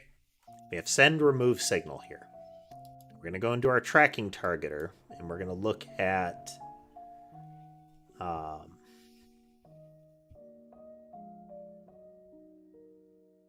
targeter, and it is entity remove me, where we're going to call clear entity.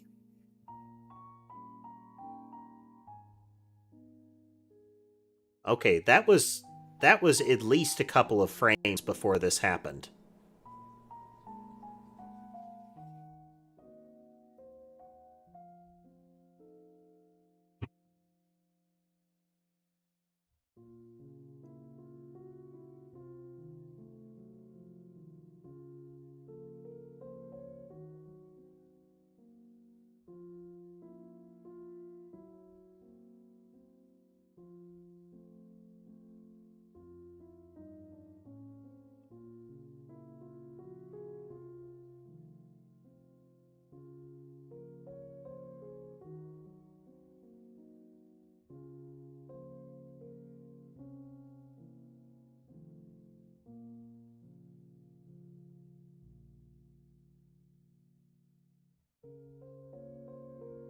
Why did it take so long for that to happen?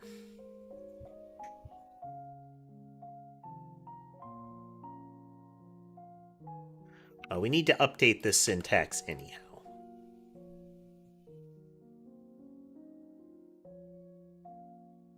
We should be using this syntax. its signal emit with params, so that we're not passing around a string.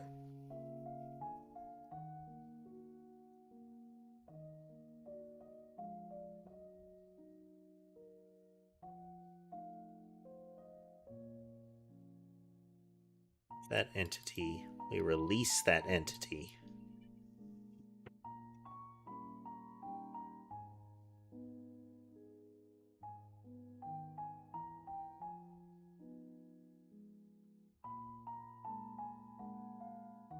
Definitely some stacking going on here.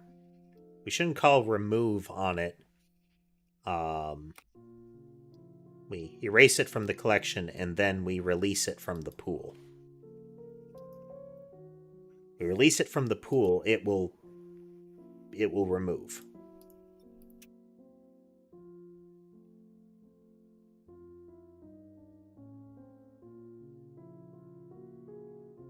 Still having the circle in place.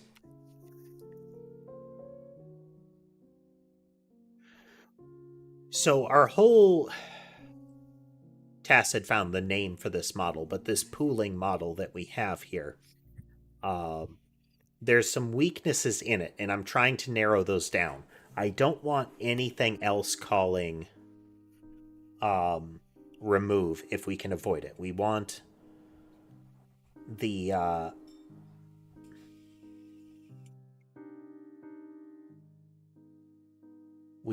the pool to handle that where possible. Anything that wants to call remove on an entity should release it back to the pool.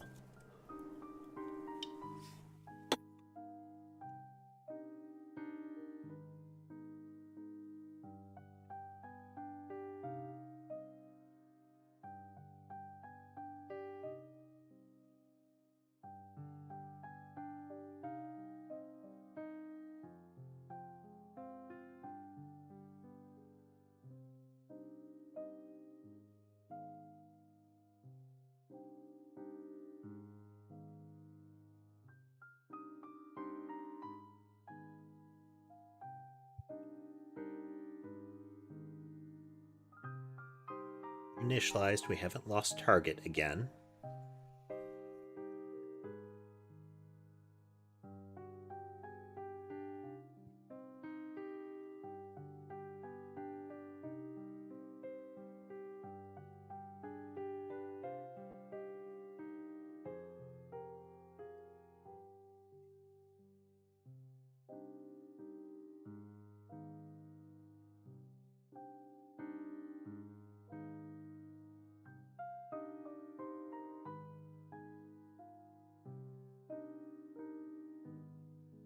Almost.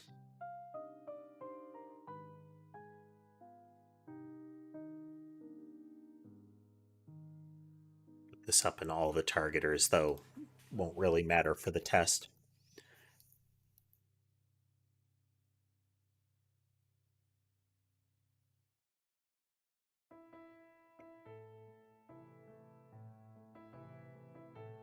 We initialize.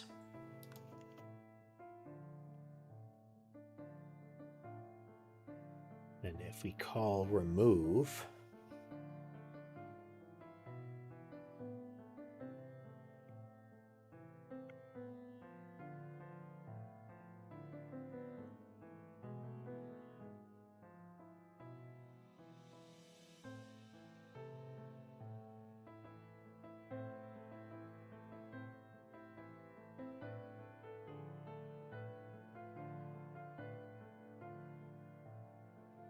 and if we go into initialize,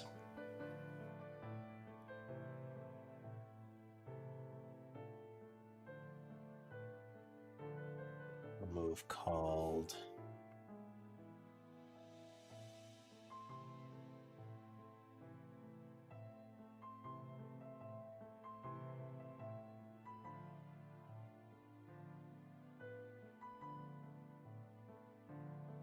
that'd be called, that would trigger the first time.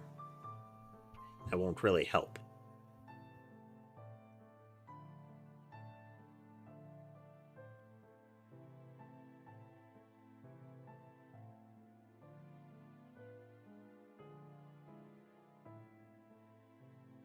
Boolean. These are debugging statements, don't worry about it.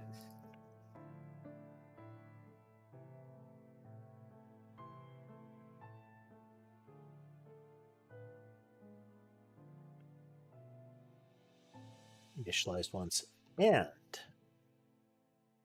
initialized once is equal to true.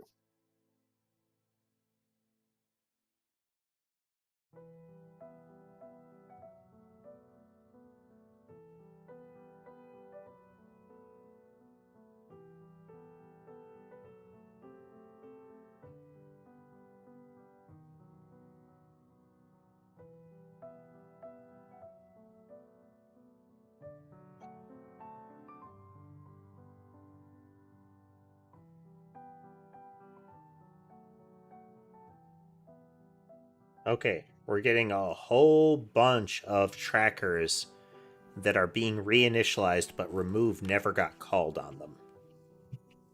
Okay. So then we're going to go into our targeting pool. We're going to put you there when it gets released.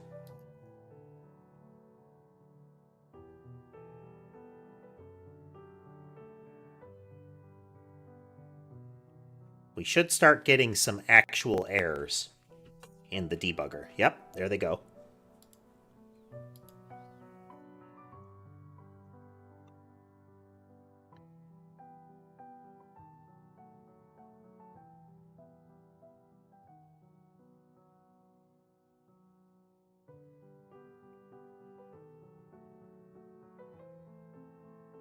Okay, so this is a flaw with the way that we are, like, we want this to happen.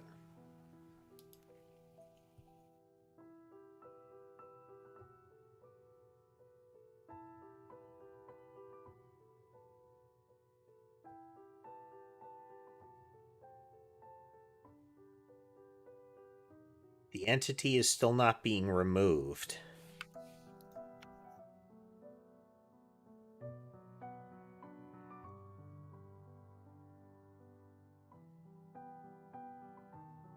With those.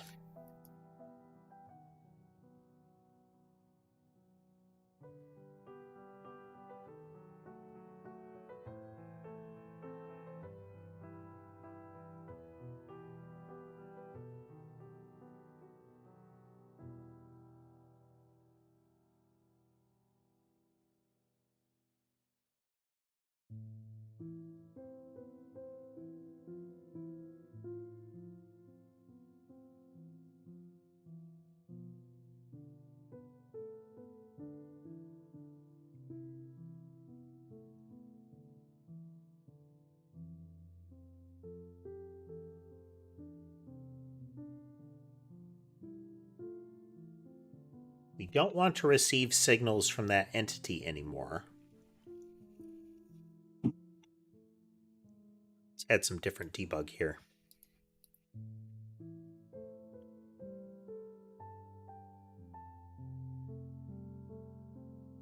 Bool with a false. So what we're checking next is when we get the connects and the disconnects. So when we set an entity and we initially call into the connect, we're going to see, is it already connected? If it is, pitch a fit. If it isn't, set that it's connected. Well, pitch a fit and then set it to be connected again.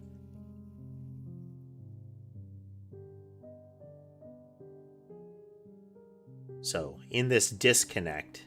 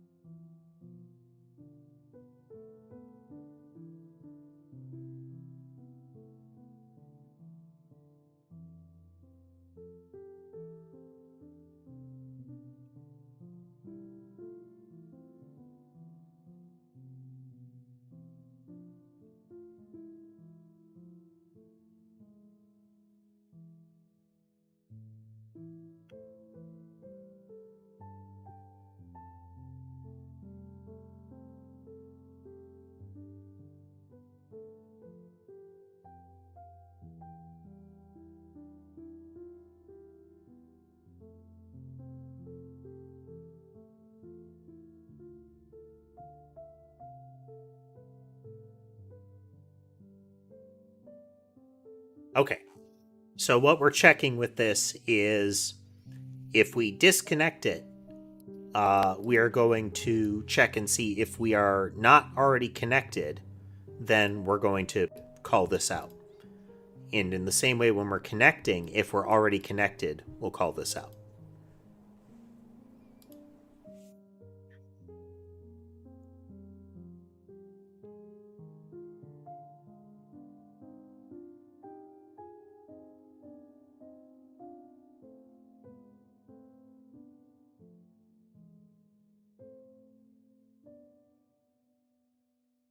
Is there a way for us to determine?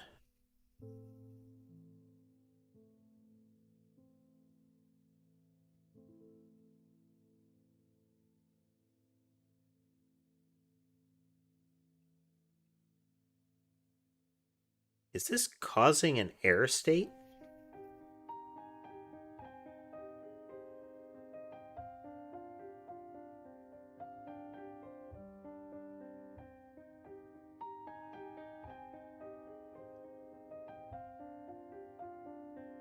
Nope. We are still getting entity equal null here.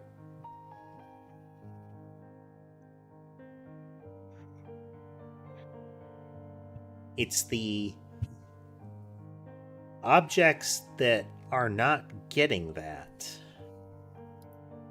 Are we running into some sort of like static issue?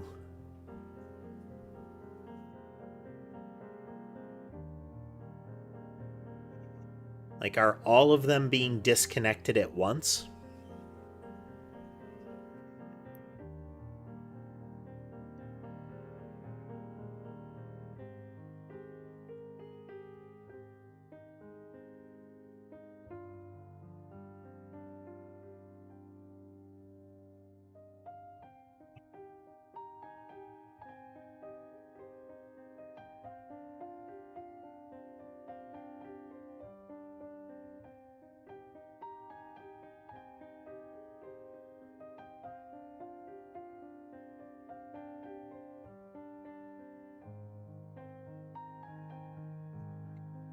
Let's say 97874.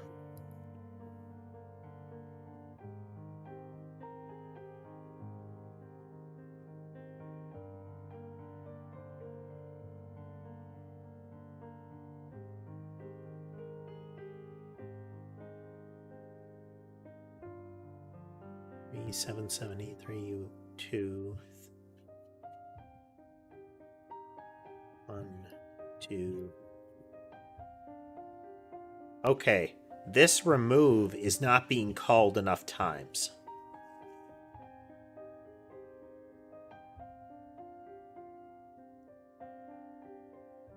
Remove is not being called enough times.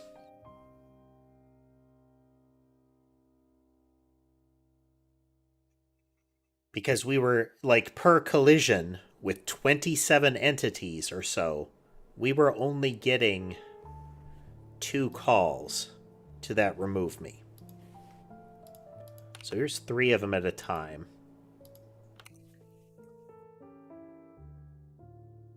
So there are like 9 things chasing the blob that just got hit.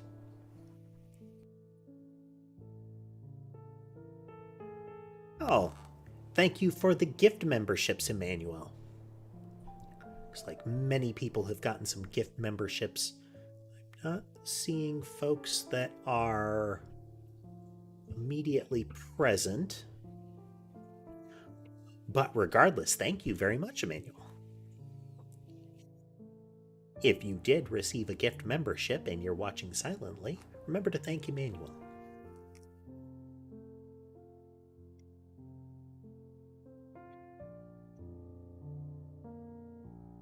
That's 1, 2, 3, 4, 4. There are 5 others at least that should have gotten that called on.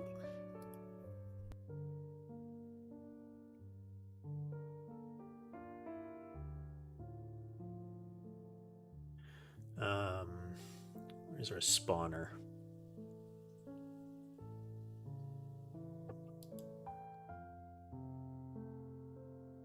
Thanks for swinging through, Colin.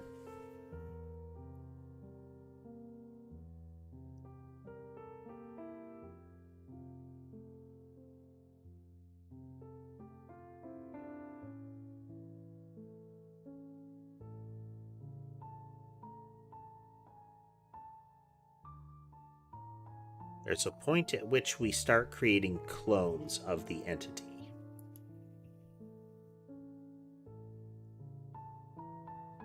We're saying copy this entity as if it were a template.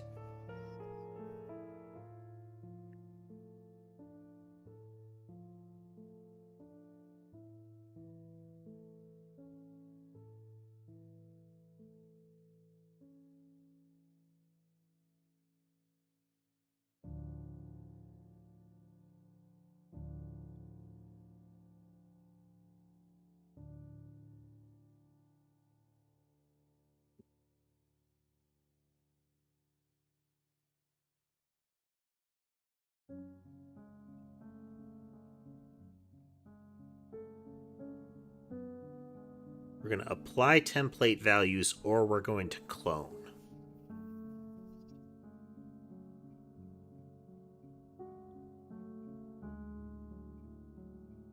Because we want to get we want to create one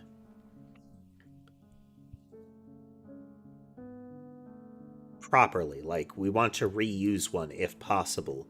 But I wonder if the syntax that we're using is not right or not. So we've passed in an entity that is the template. Like, this is the one that we want to copy. So we're either getting one from the pool and applying it as a template, or we are creating a clone of that template. So when we clone an entity, we are setting template values as if it were ourself. So we're going to go through for each of the movements. We are going to append a movement that is created from that. So then in the movement pool,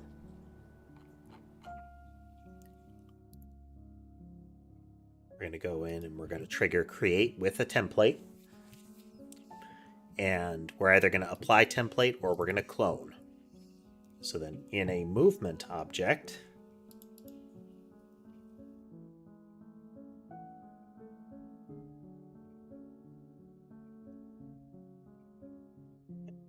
don't you have clone movement? Movement's a modifier. This might be part of our problem right here.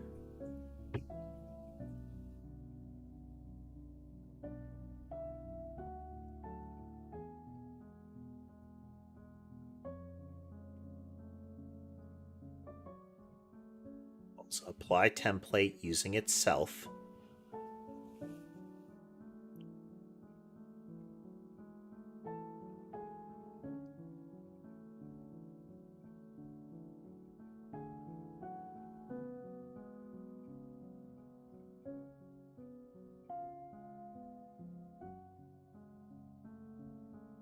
Which should be giving us a new targeter.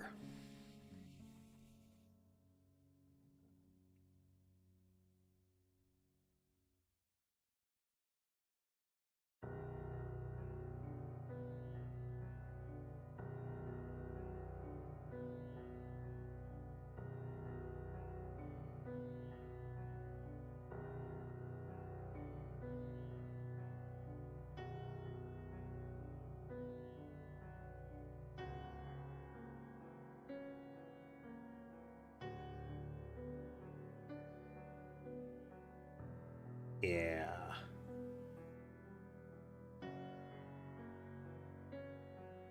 Targeter does not have a point where it's nulling.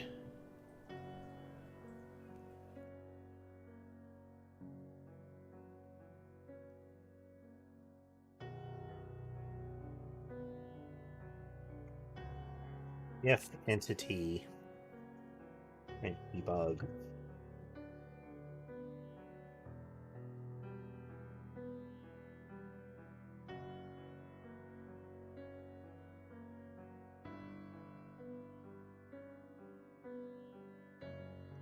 This is debug statement that says I still had a targeter. Yeah. We are creating entities where the targeter is still in place. The object in the targeter is still in place. That doesn't make sense because when we call remove on a targeter, we're going to call clear entity. And by default, clear entity says disconnect and null the entity.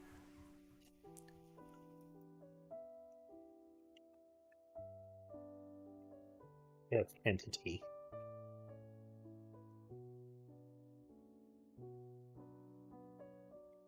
We can always clear the direction, but we only do this if there's an entity.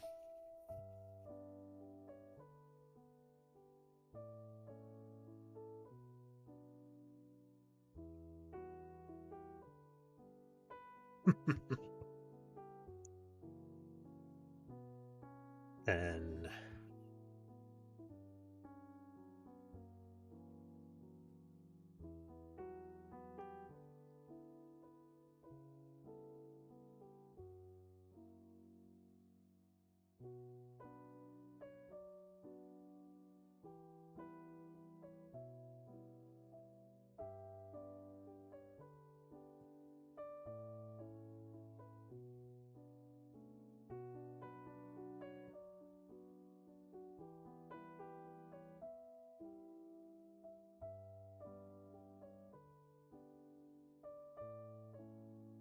let's remove those disconnect when not connected calls here.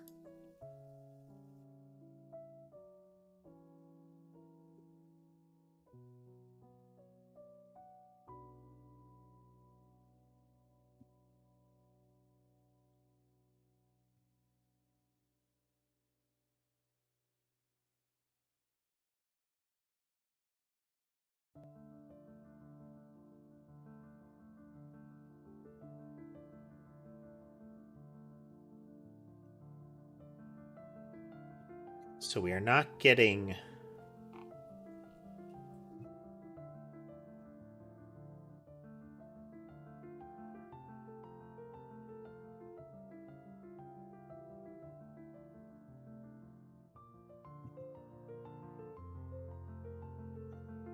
not here. That seems contraindicated. Not really a food.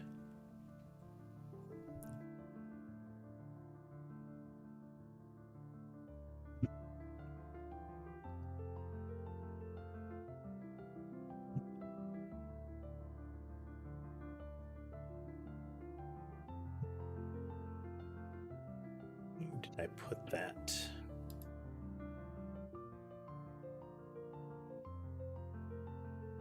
Targeter, is it a tracking targeter?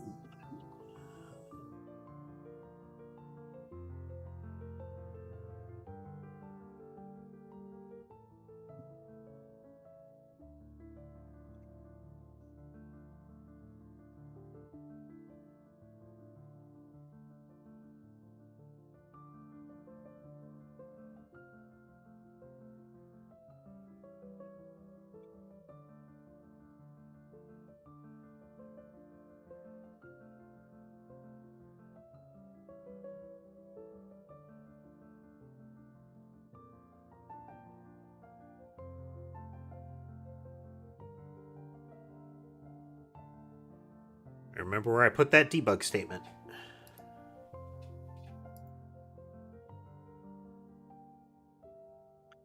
Generating all kinds of errors there, but we know why those are being generated.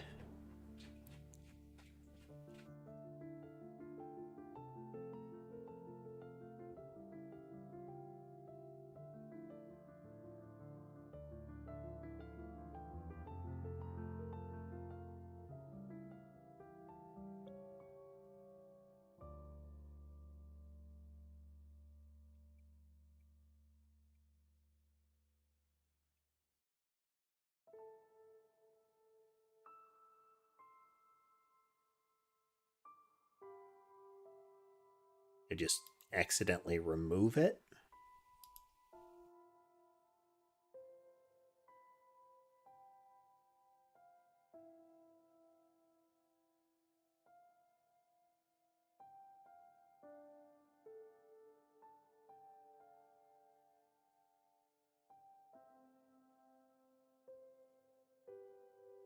So we do need to make it so that the template that is applied is the correct entity. So we need to know, like, when I'm disconnecting, we want to make sure that the entity gets removed.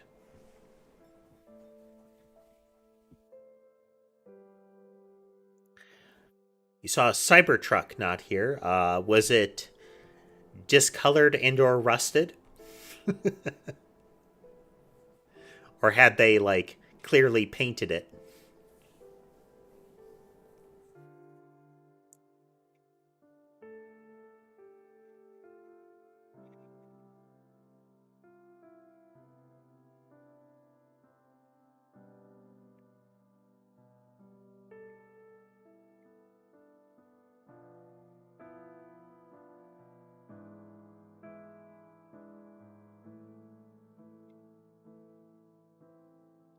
Oh yeah, I've seen them. It's just Cybertrucks have, unless you pay a lot of extra money, Cybertrucks, the steel surface of the car and the is susceptible to discoloration in hot water, the sun, under contact with soap or rain, and it's also not rust proof.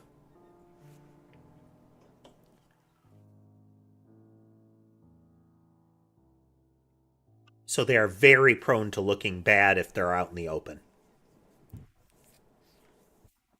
given time.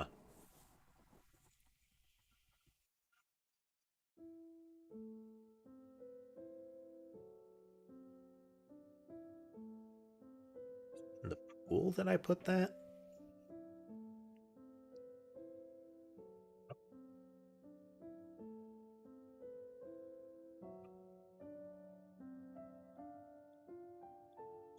Initialize?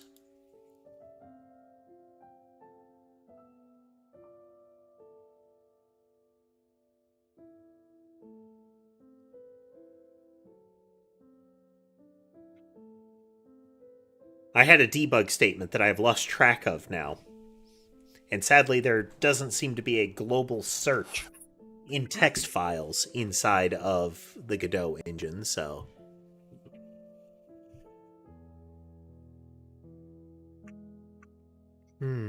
Where did I put it?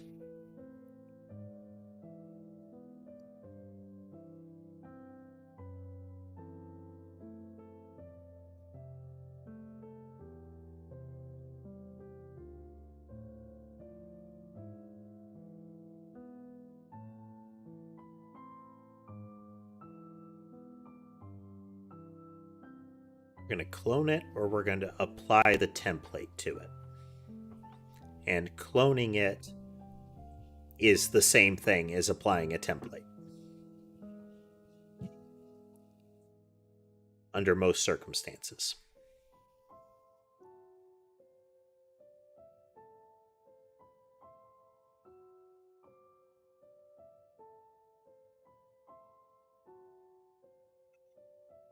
Ultimately, we should just be able to clone, but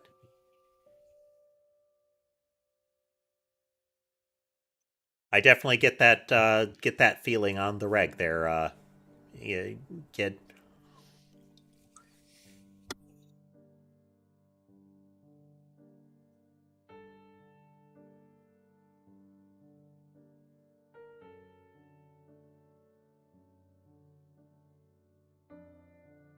All right, just a second. Let me look.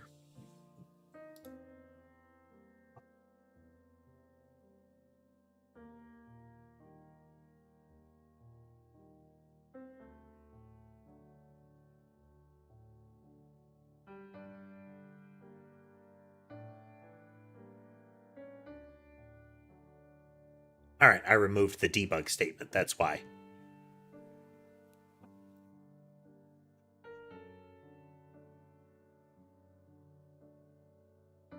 Okay, so we know that it has an entity already when it's being initialized. I'm sorry, when it's coming out of the pool. It should not have an entity when it's being returned to the pool.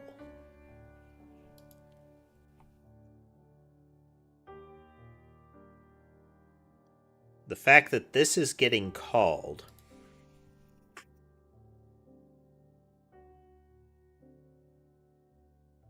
like, we are calling this on every targeter that comes through.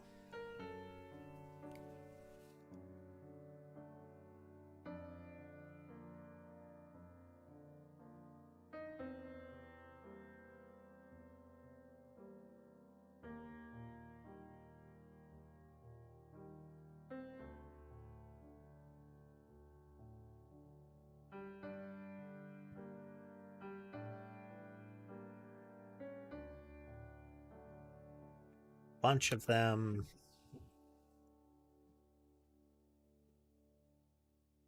Fire for a bit. We have that orbiting going on. As soon as we see them veer off, we should be getting...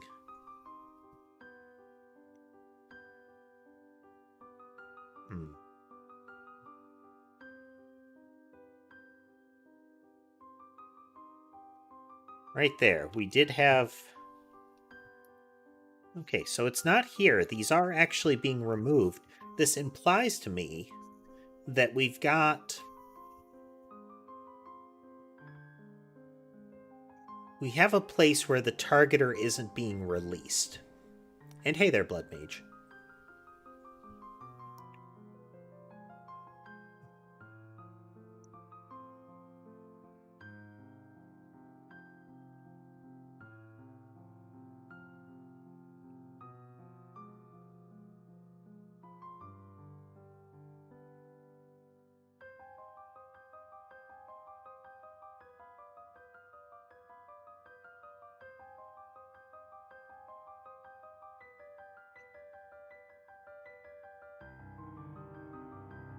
The template has a targeter.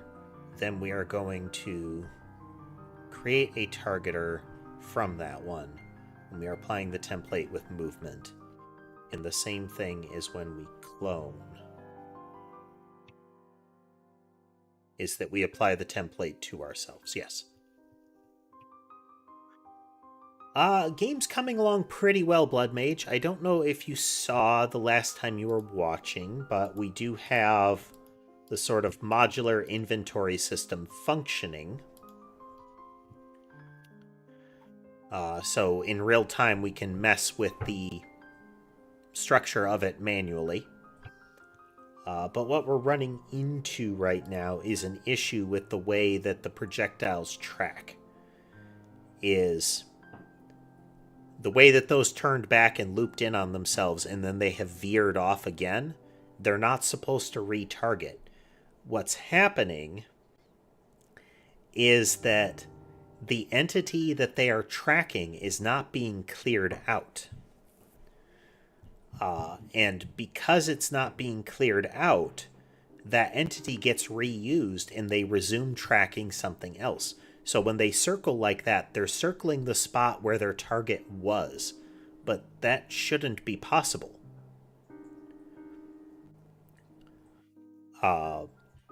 So they're looping back around and trying to hit that same spot over and over.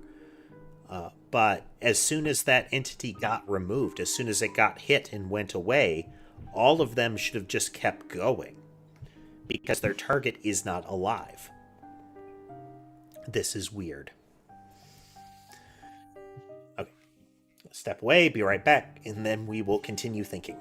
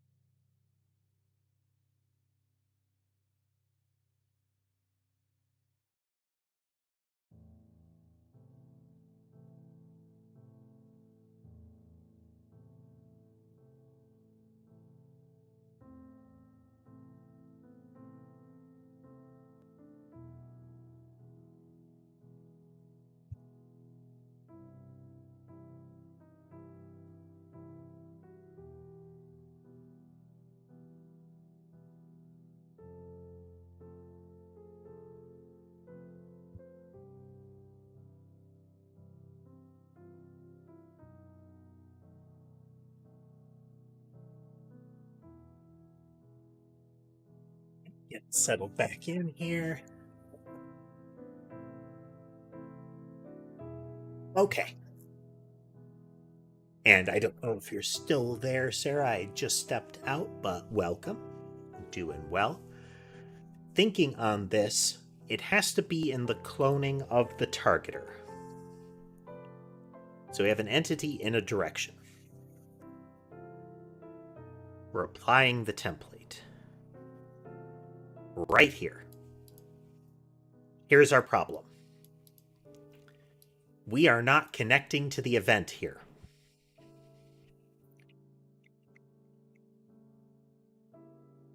This is our problem.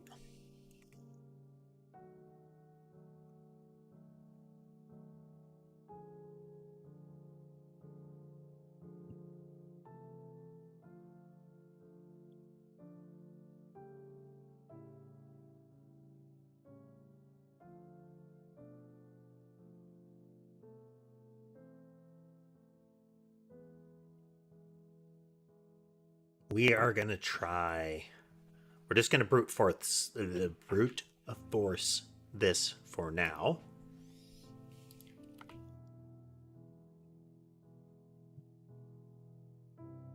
If entity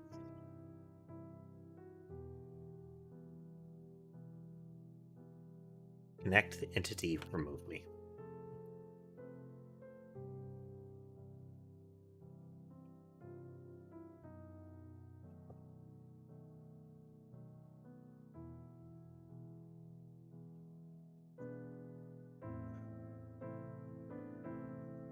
Don't have any real needs for any sort of graphics design work there, Sarah. We're good.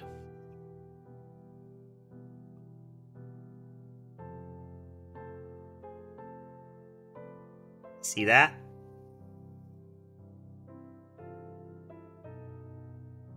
We're also not generating errors.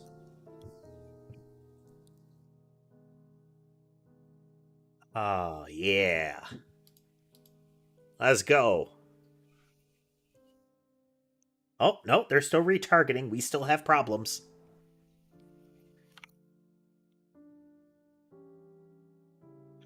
We thought Bug was squished. Bug is still in action.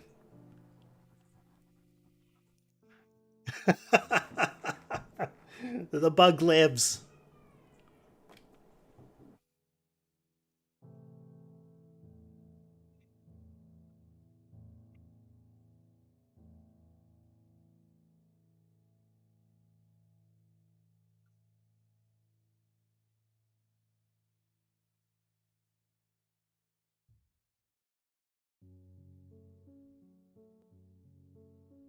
Only the orbiting ones seem to have been doing it that way, though.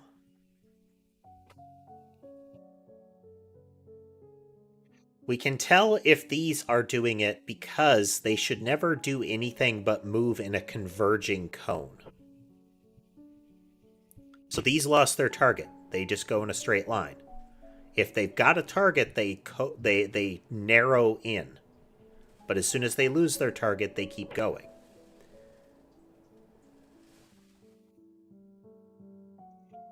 But as soon as we add orbiting in there, things got weird.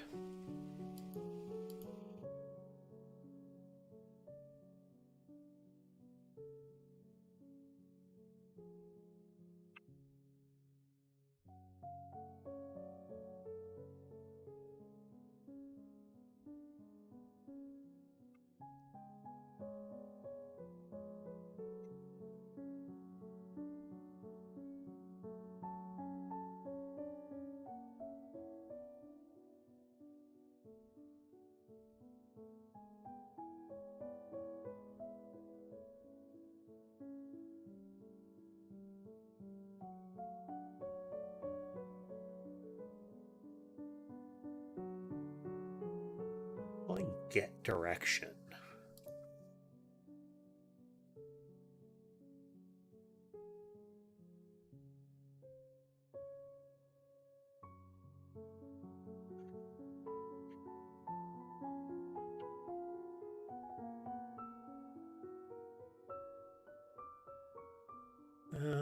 We really should be using get entity on these.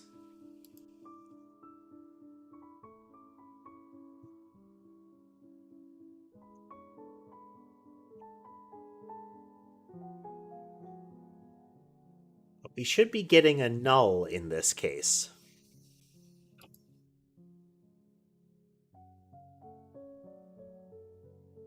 Should not be preserving it in any way.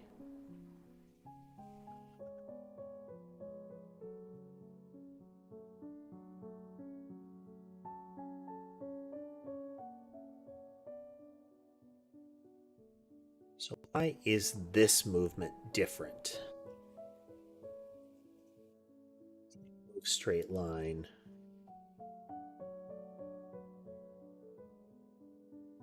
It's calling get direction.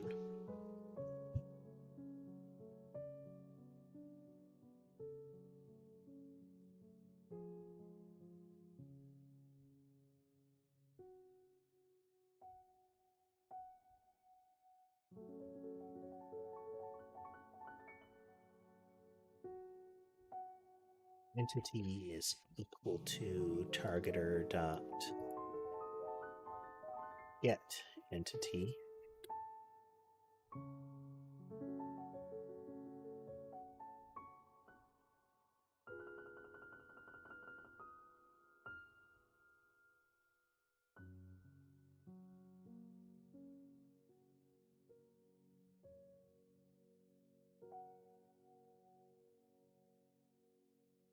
What we're moving and what the delta is.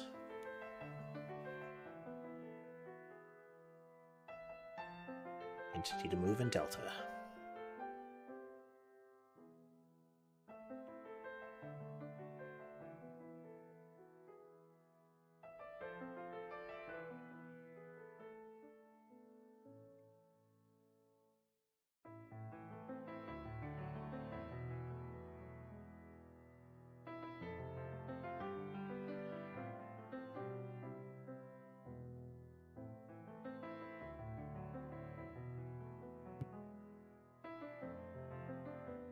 Shouldn't really matter, but code cleanup and all.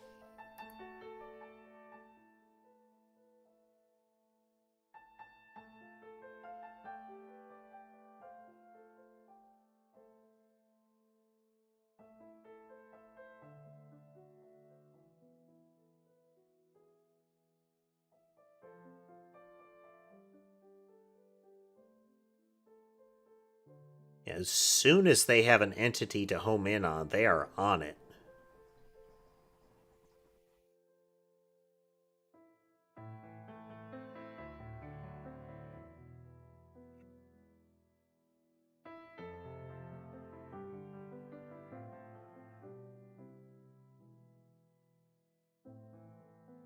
But it shouldn't be retargeting. The targeter is retargeting.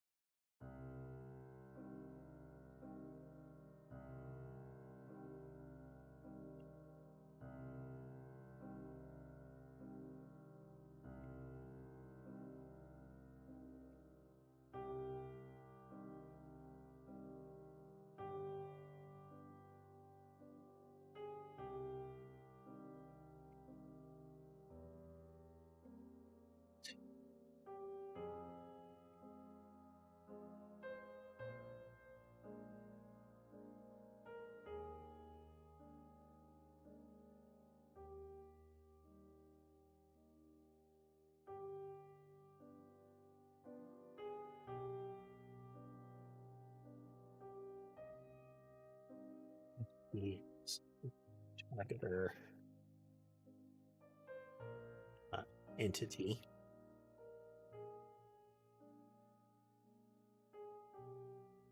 If this entity does not equal targeter.entity,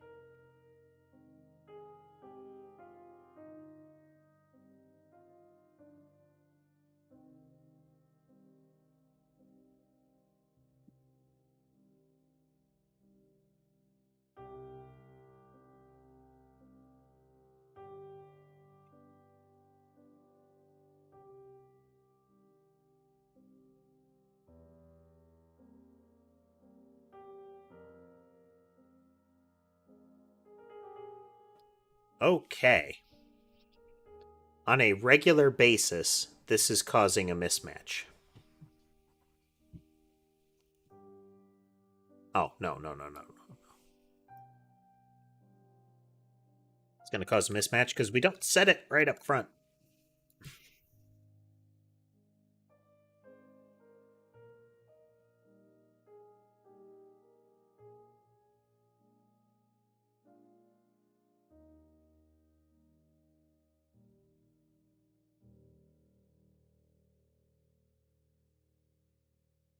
Okay, I should still be calling get entity because it's important that if it hasn't set itself up yet by the time we call it, that we give it a chance to.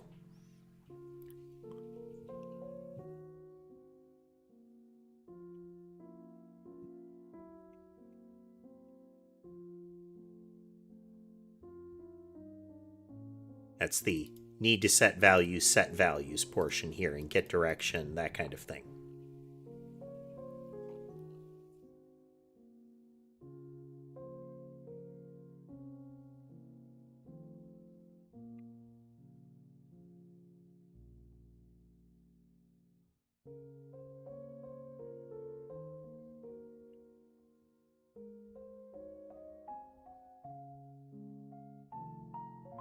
Seems to be entirely because of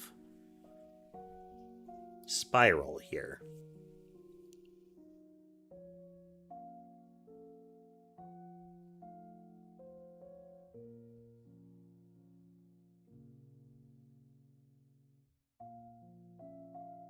If entity assert entity.alive.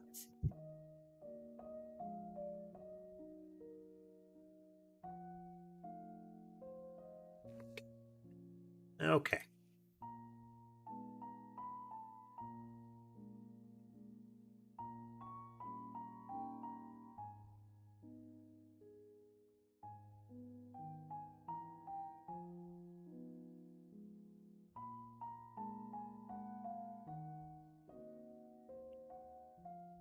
So again, aside from converging on what amounts to the central ones, like that one, we should not see any curvature in their movement.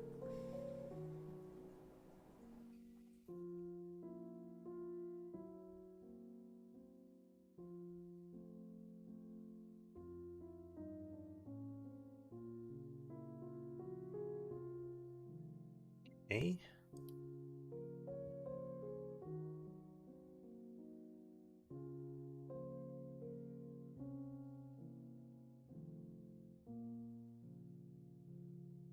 Okay, so it's something intrinsically wrong with the spiral.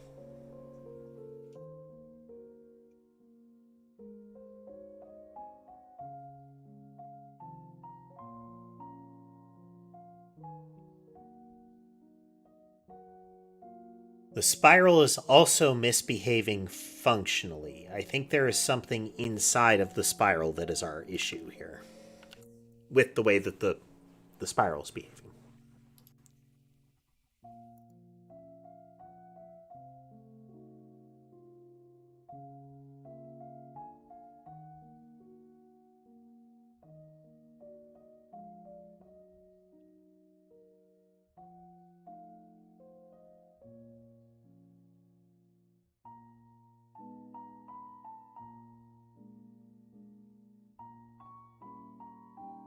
We're not saving it anywhere here.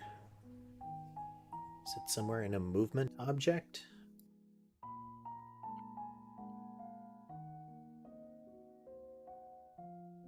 Oh, we just have our targeter.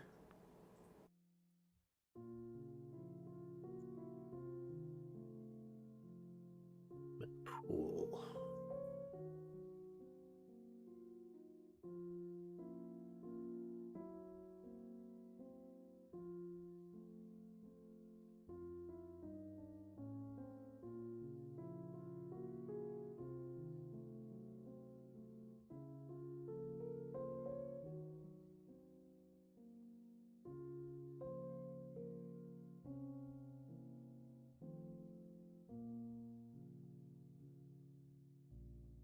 Okay, we released it. Now we're clearing the reference here.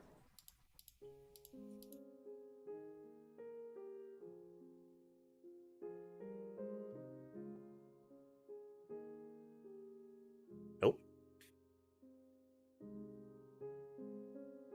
Again, we should be doing that anyway. Just quick safety check here.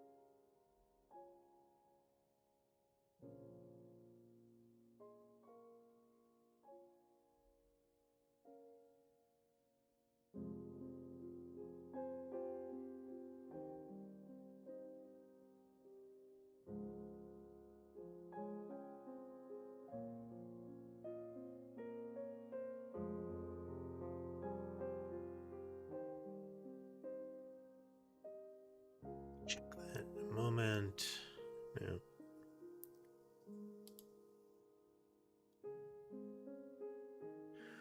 Doing some quick code commits here.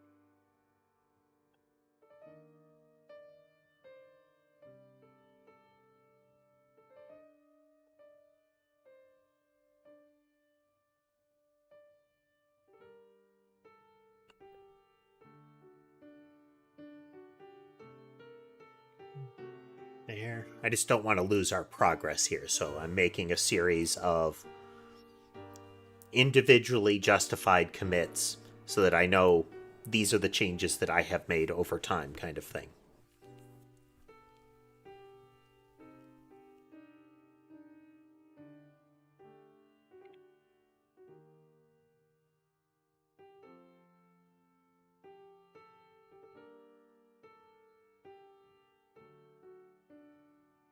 Okay. So when we're moving in a spiral, we are regularly asking it for the entity.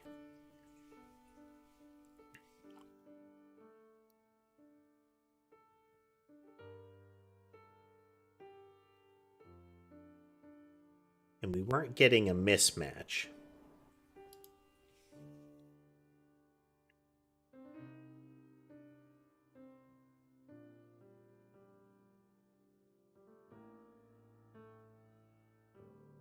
This is where we check if there's an entity.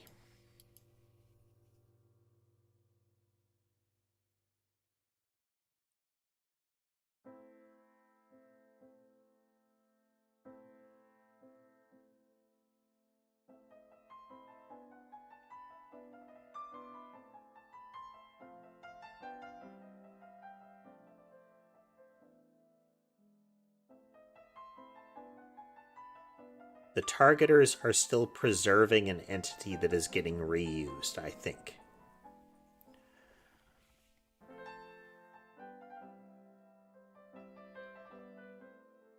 Which still implies that when we're calling in to remove on a targeter, that it is not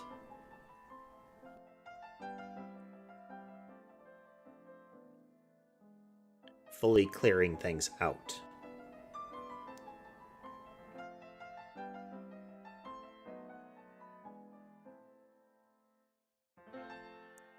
Clear the entity, clear the direction.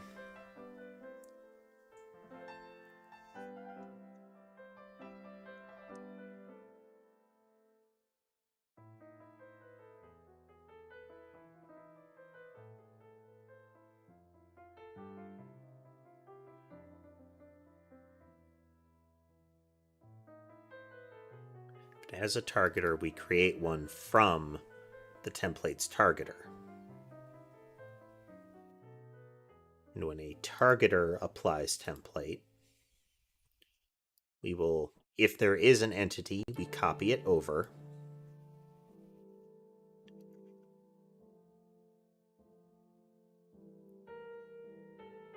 And then we connect it accordingly. Which means these all share the same entity reference, which is okay.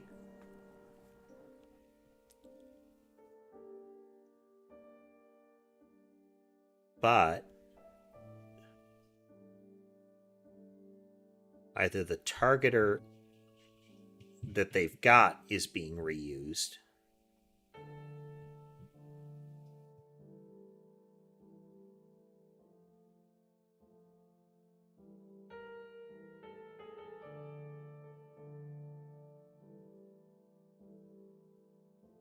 on a movement.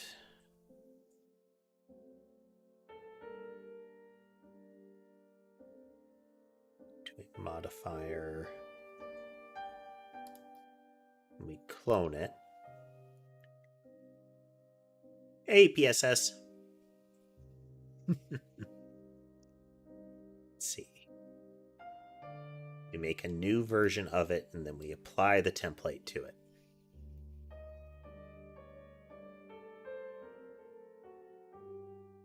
So the problem seems to be, Blood Mage, that the entity that we're targeting, that entity is being reused, and all of the objects aren't forgetting it. But they should be forgetting it because that's explicitly in the flow of logic here. Let's double check.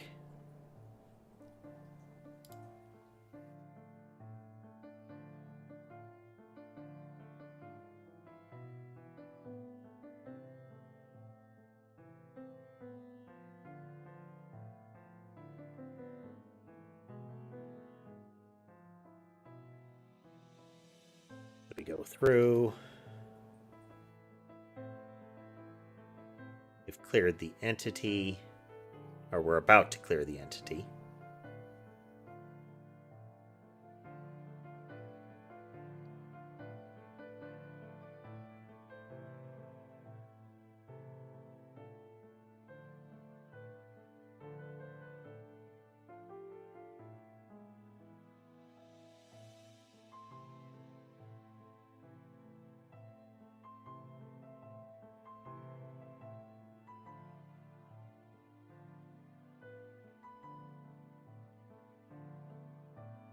All of these are disconnecting it.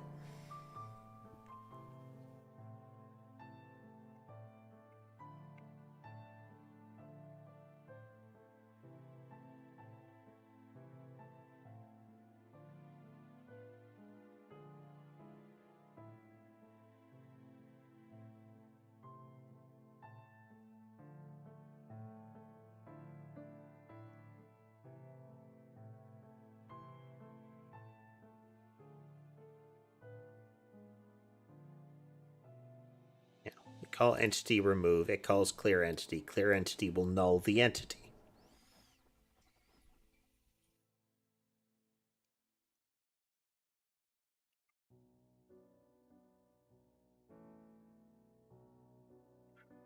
You should never get to clear entity. Well, we should very rarely get to clear entity if we don't have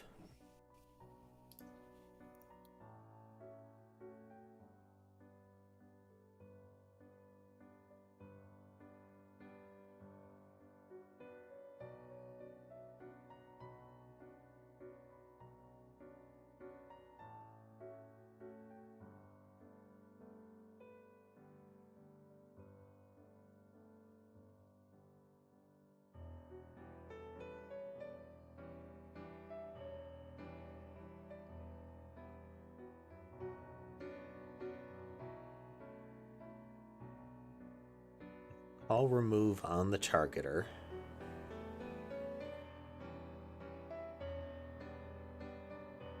Then if we have space, we append it.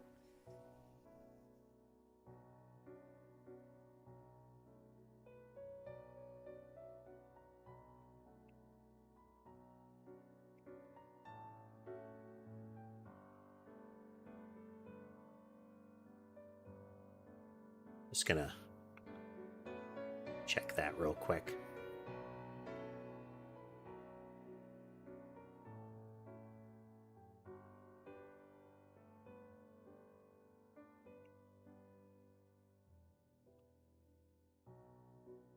Reload.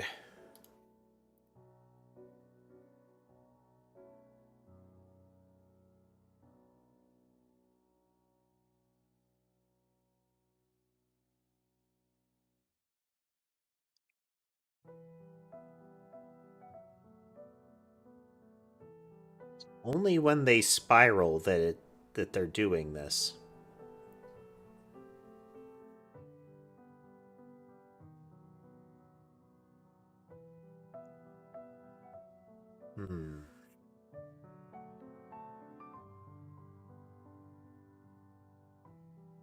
Because only spiral actually interacts with the entity that it's got.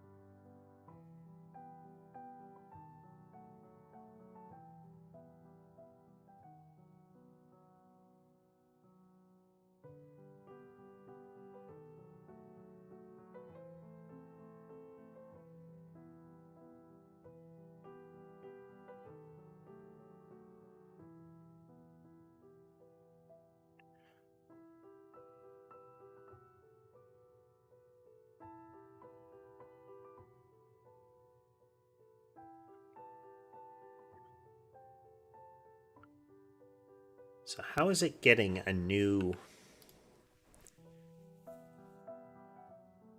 Hello, Michaela. Welcome. How is it getting through this?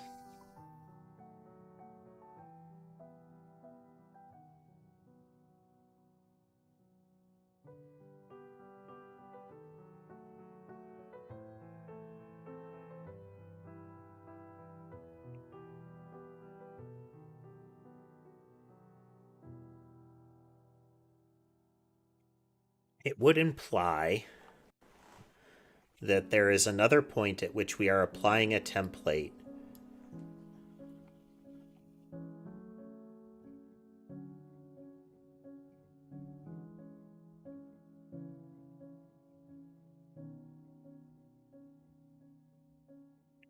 How do we know? How are we going to find it is the trick.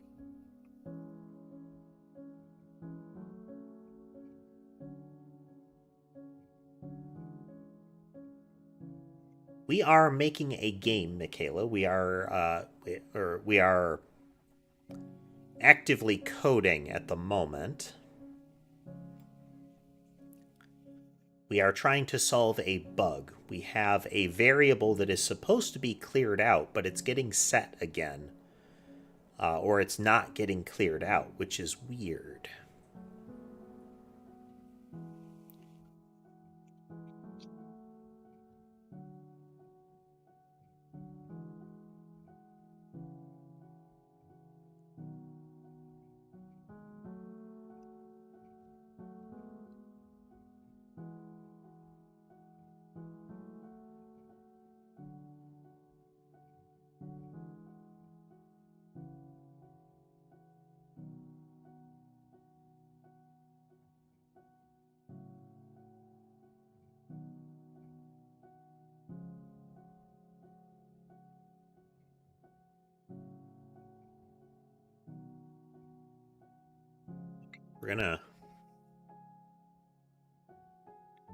We let the first one go by.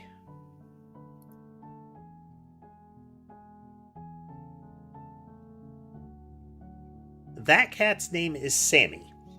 The cat that is up and right from her, you can see his back, is Mason. Then, let's see, Ember's getting a drink. Who else can we see? And Sky is across the keyboard. I don't know where Sherbet is. We can see 3 of the 5.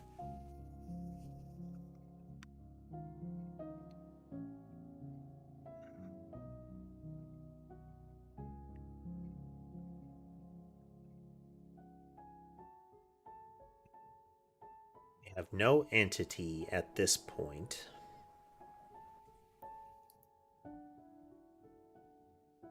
This time we have an entity. Wait a minute. We shouldn't have an entity if we're applying the template. This is a problem state. So, I have an existing targeter that it's reusing here. And we're saying apply the template over top of it when it has an entity in it already. That is incorrect.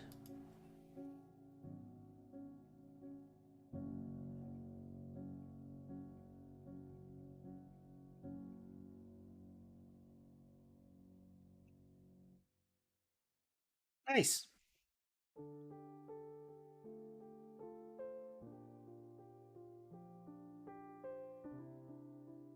Okay, so we spawn. This will be the player.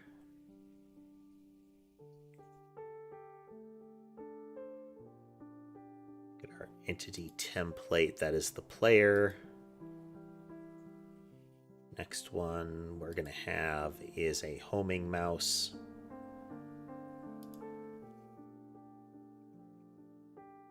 We are going to put the spread on this so that we get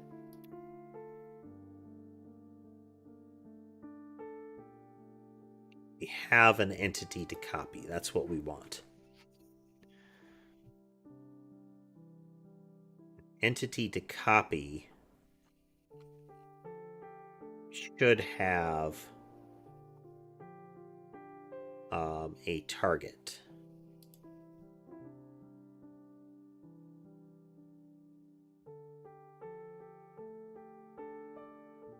Entity to copy has no movement chain. Oh, well, they don't have movement chains anymore, period.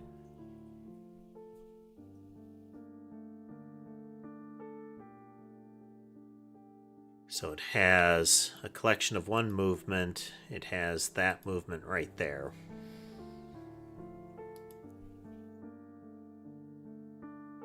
So now our entity template is this guy here.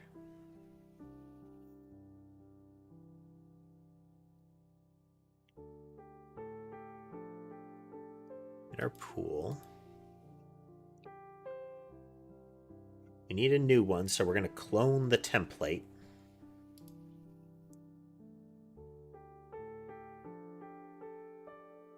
Get new, but we shouldn't need to call get new anymore.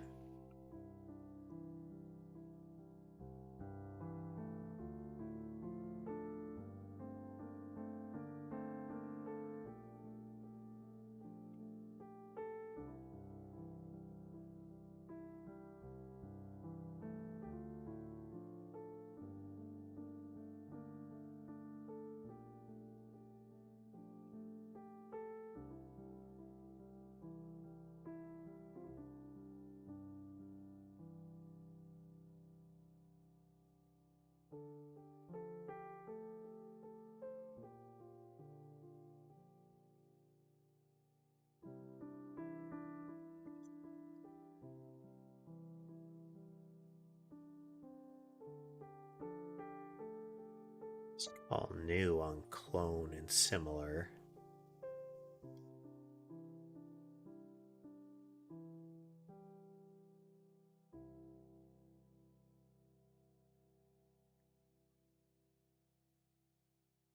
Just cleaning up while we're in here. Get new has not been relevant in a while.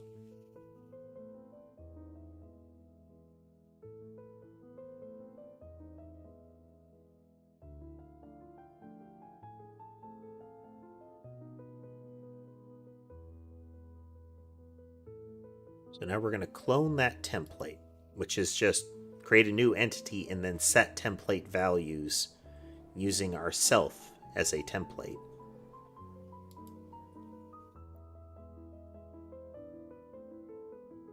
So entity template has a collection of movements. Yep.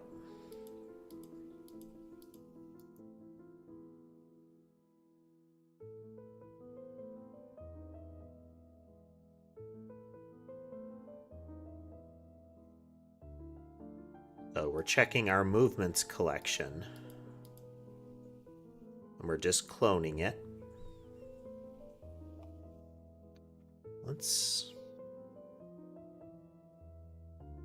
We know that the issue is with this scenario.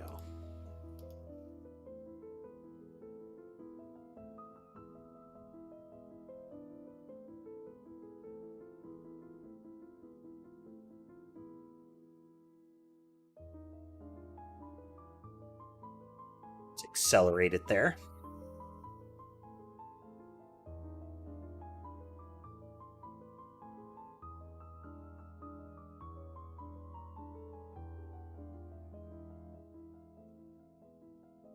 Okay. So we get a targeter by popping one from the front. It has no entity. This is good. We apply a template to it. Still no entity. This is correct.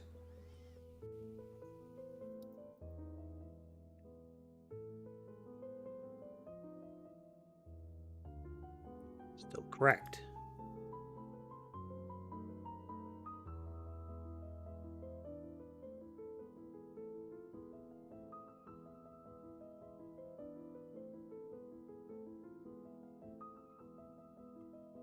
Insert targeter entity.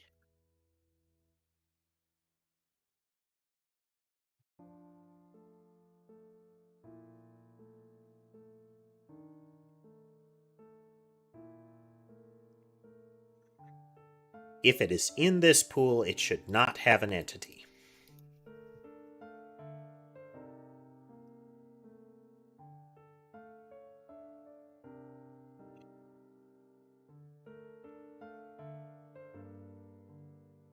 There should be no way to get into that pool if there is an entity.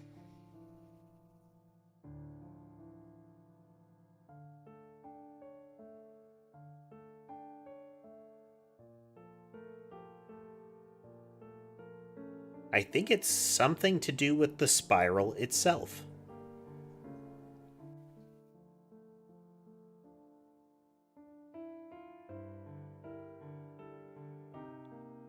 But the spiral isn't saving anything.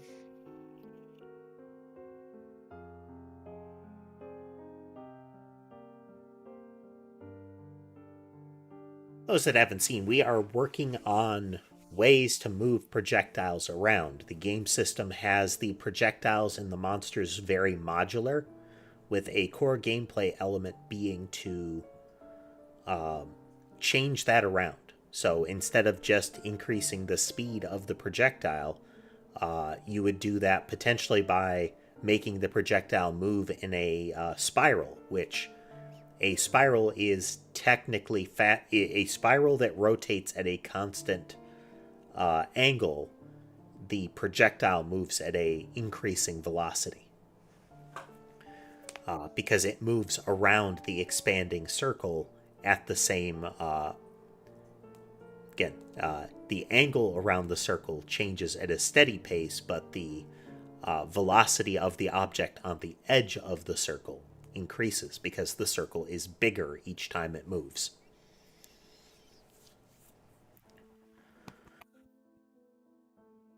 So that would make it faster. So you add spiral in there. So now the projectile is faster, but it's no longer moving in a straight line. Those kind of things. Hello, lion. Okay, where is spiral? I thought I had move spiral. There we go. Somewhere in here is the problem. What are we storing?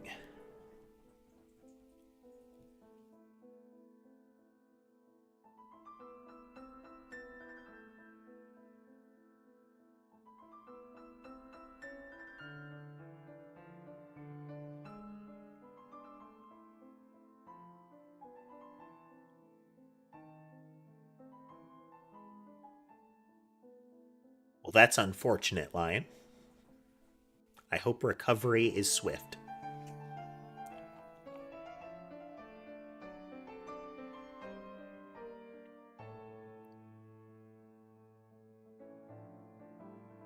Have a targeter, we get its direction. If we have a targeter, we get its entity.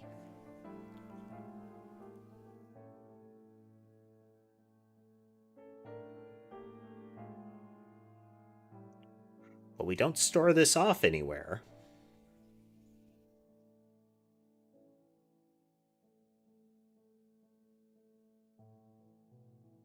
We've just retrieved it.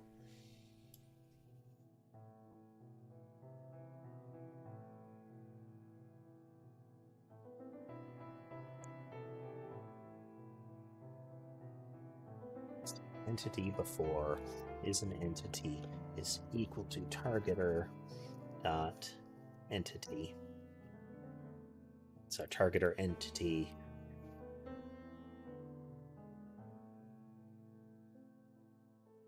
or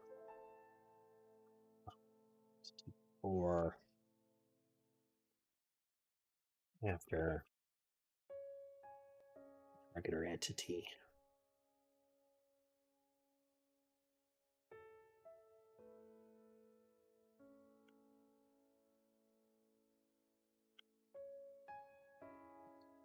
Or it's not equal to targeter entity.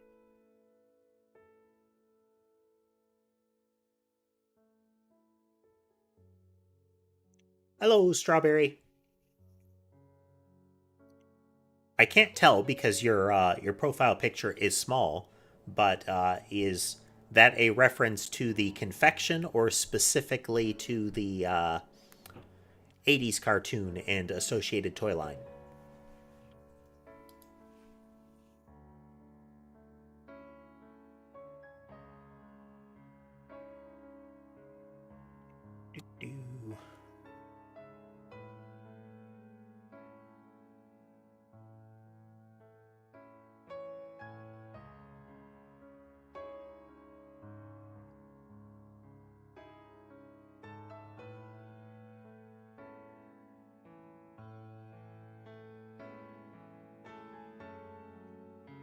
If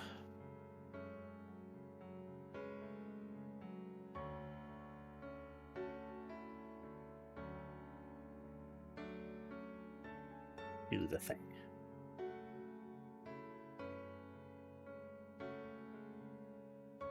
And hello, Lore.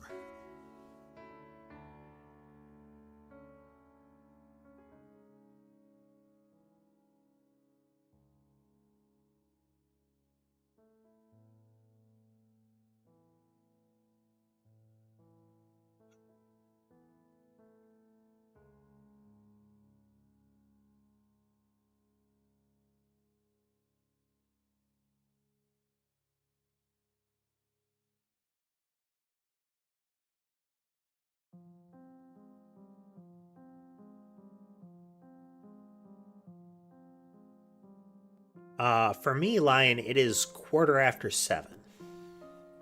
Might be wrapping up soon because still stumped. I mean, we've made cleanup progress. We have tuned some other areas in the code that have no apparent impact on the actual bug. And while this looks cool, is not what it's supposed to do.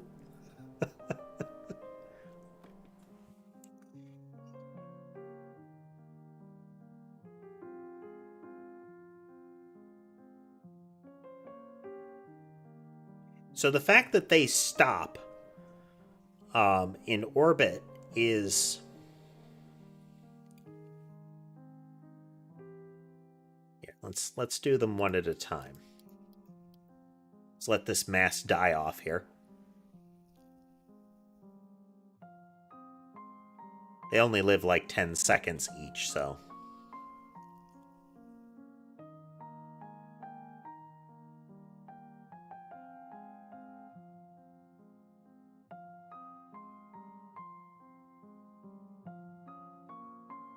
Yeah, the minute their target is dead, they're acquiring a new one. But that shouldn't be possible. Hey there, Okaneki. This should not be possible.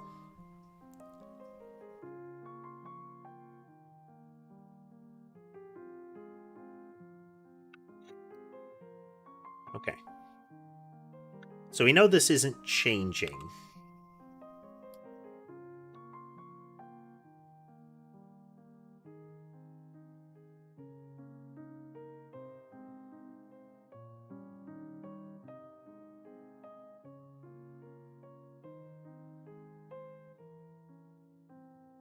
Like, the entity that we're getting from the targeter is fine each time. We're going to go into our catalog and we're going to set them to have what we want each time. So let's load items. We have our homing mouse. And it's move track enemy by default. So we're going to do move. It's orbit player. Orbit player is currently overridden to target an enemy.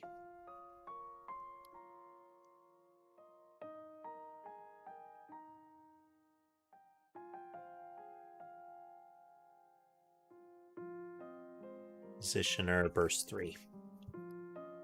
No, burst 3. Spread 390. Hello, Mitra.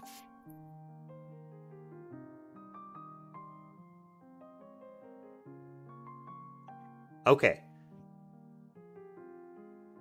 The targeter built into this is acquiring a target each time. So, movements. Move orbit player. Uses target random enemy as its targeter.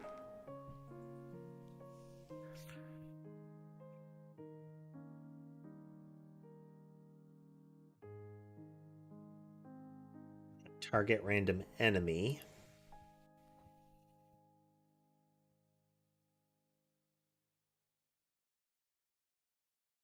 We're using set enemy to random enemy.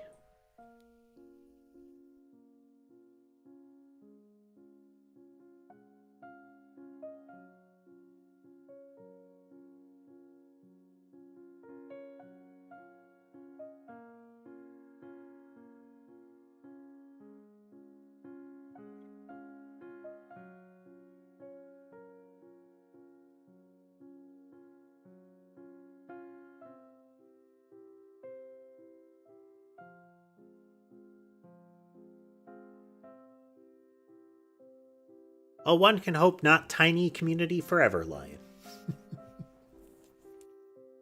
But I do hope it stays a cozy atmosphere. But we'll see.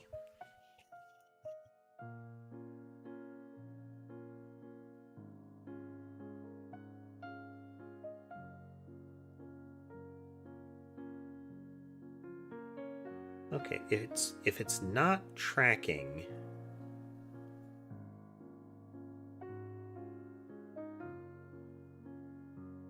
just a targeter, not a tracking targeter.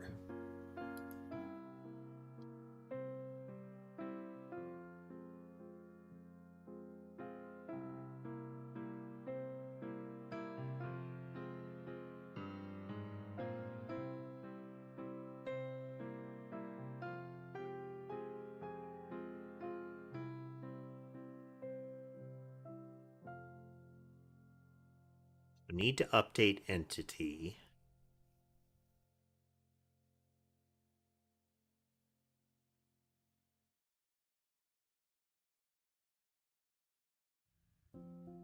Oh. How stupid am I about to feel? Let's find out.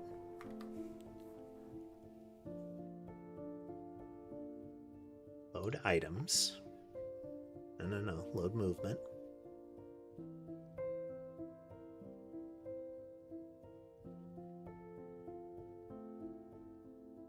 Okay. So we see in move orbit player, we have target random enemy. We're going to change it to track random enemy.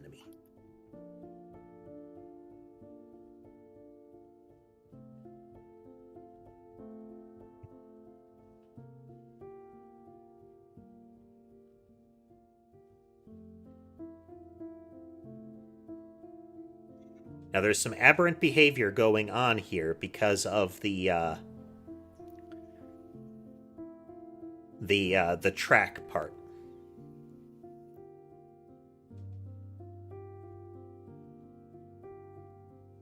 Because target random creature would reacquire target.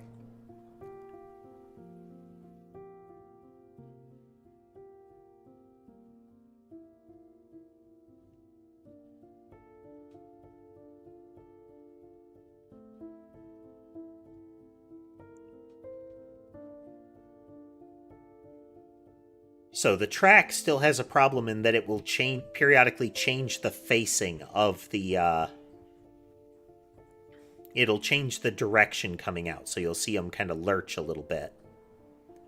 But we're not getting the retargeting behavior.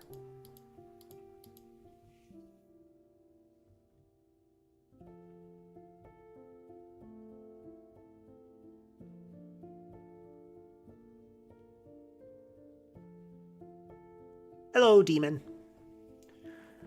Alright, so that was the issue. Is I was thinking it's not supposed to retarget. It's not supposed to retarget. And then I looked at the code.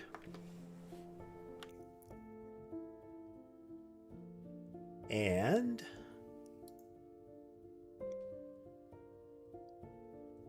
it's supposed to retarget if it's not a tracking targeter. Okay. So I don't actually want to use the default in this case. It's not fully fixed, but the issue is solved. Like, we know why it was doing that. I don't want it to home on the target. I don't want it to reface, is what I'm saying. What I want it to do is to give me an entity and the direction to that entity once. And then keep it. Well, happy birthday then, demon. I hope your day is good or was good.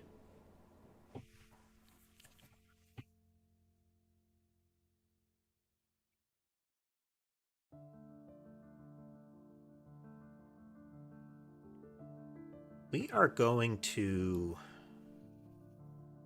Oh, man.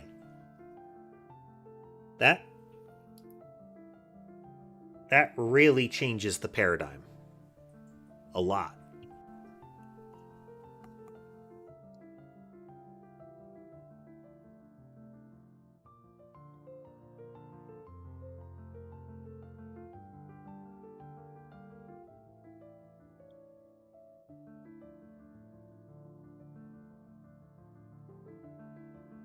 Because just a targeter, by itself, we already have an issue. And this isn't always the case.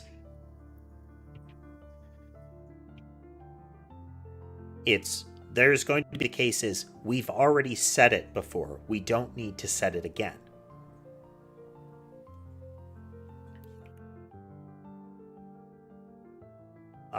Which means any targeter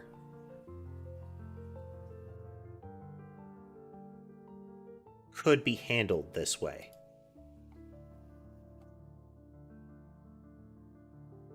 Yeah. Okay. I think our next one needs to be to merge tracking targeters and regular targeters, because the difference with a tracking targeter and a regular targeter is which one of these we use. And whether lost target gets updated or not is the differentiating factor.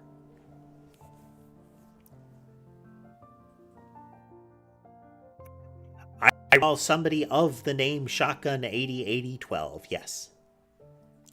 And I recall that somebody changed their name to something else from that, but my ability to remember a name is based on frequency of interaction with that name.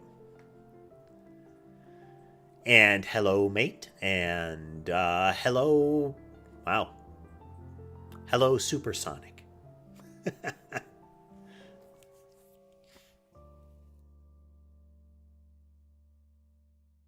Yeah, we need to merge these down.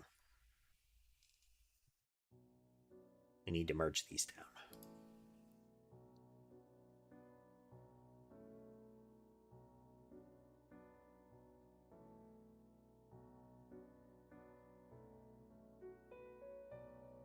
So it's and not lost target.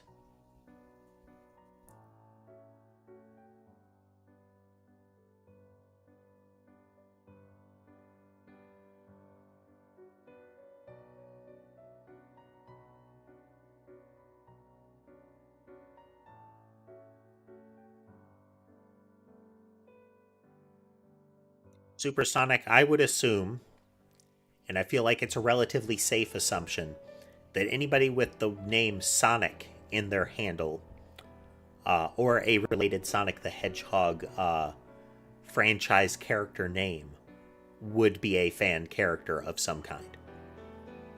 I feel like it's a safe bet.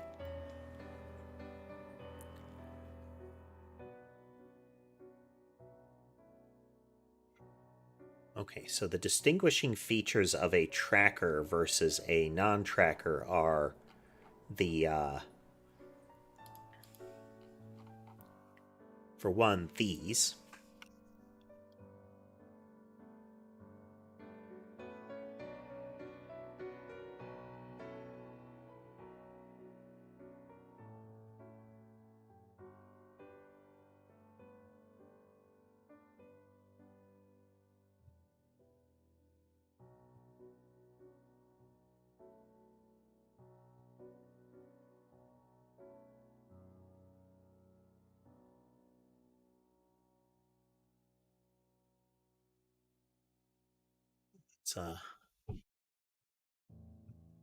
It's some name there.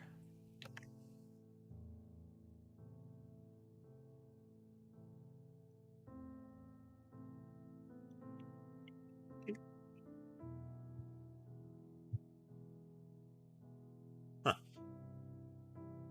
Well, it's probably mispronounced, but we're going to say Dingen.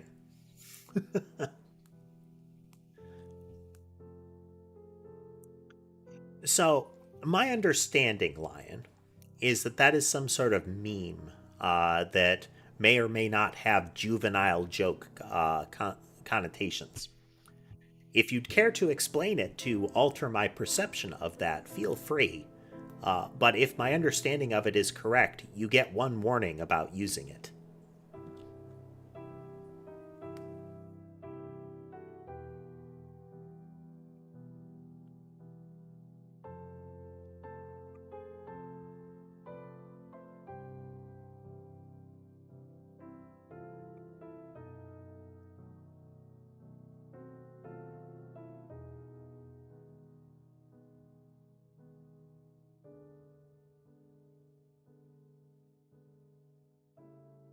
Generally, or I think as a whole, the core channel rule is don't be rude. If the streamer or a mod says don't do that, don't do that. And if what you are saying could be taken as referring to a group of people, a protected status, essentially, or what should be a protected status, as a pejorative, don't do it.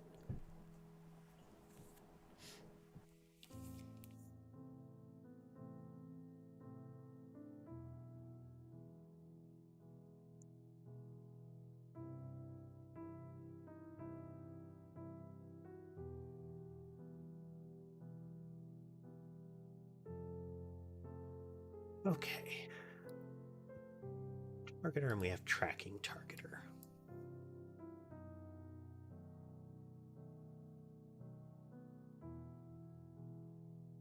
So the tracked entity is a different thing than when we're setting the entity.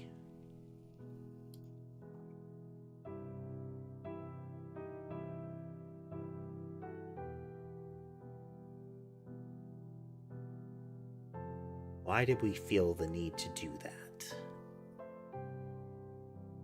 It is possible, Lion. I don't know that I need to. Is there a reason that I need to time you out?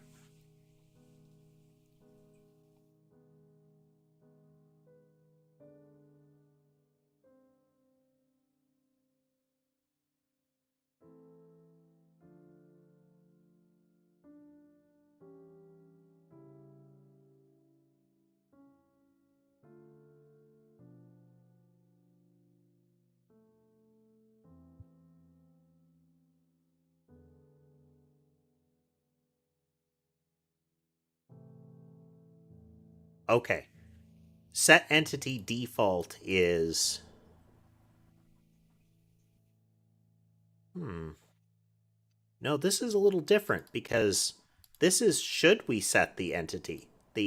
If we haven't lost target and we don't have it. This is need to update the entity. We don't have it. We haven't lost the target and we don't have one. And this is saying we haven't lost the target and we don't have one. I don't think they were referring to you, Supersonic. I'm not clear on...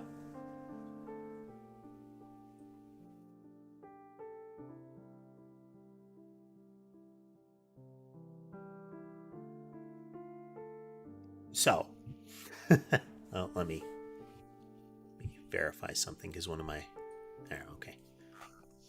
If it seems like I'm talking to somebody or answering questions that you didn't ask, and you can't see the person that asked them, I'm probably talking to one of the people in the other two streams.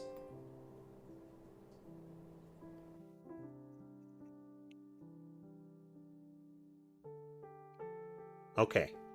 So yeah, tracking set entity default is here. Need to update direction and need to update entity. I don't need to do this, and thus I don't need one of these. Because we would only call this if we already passed this check.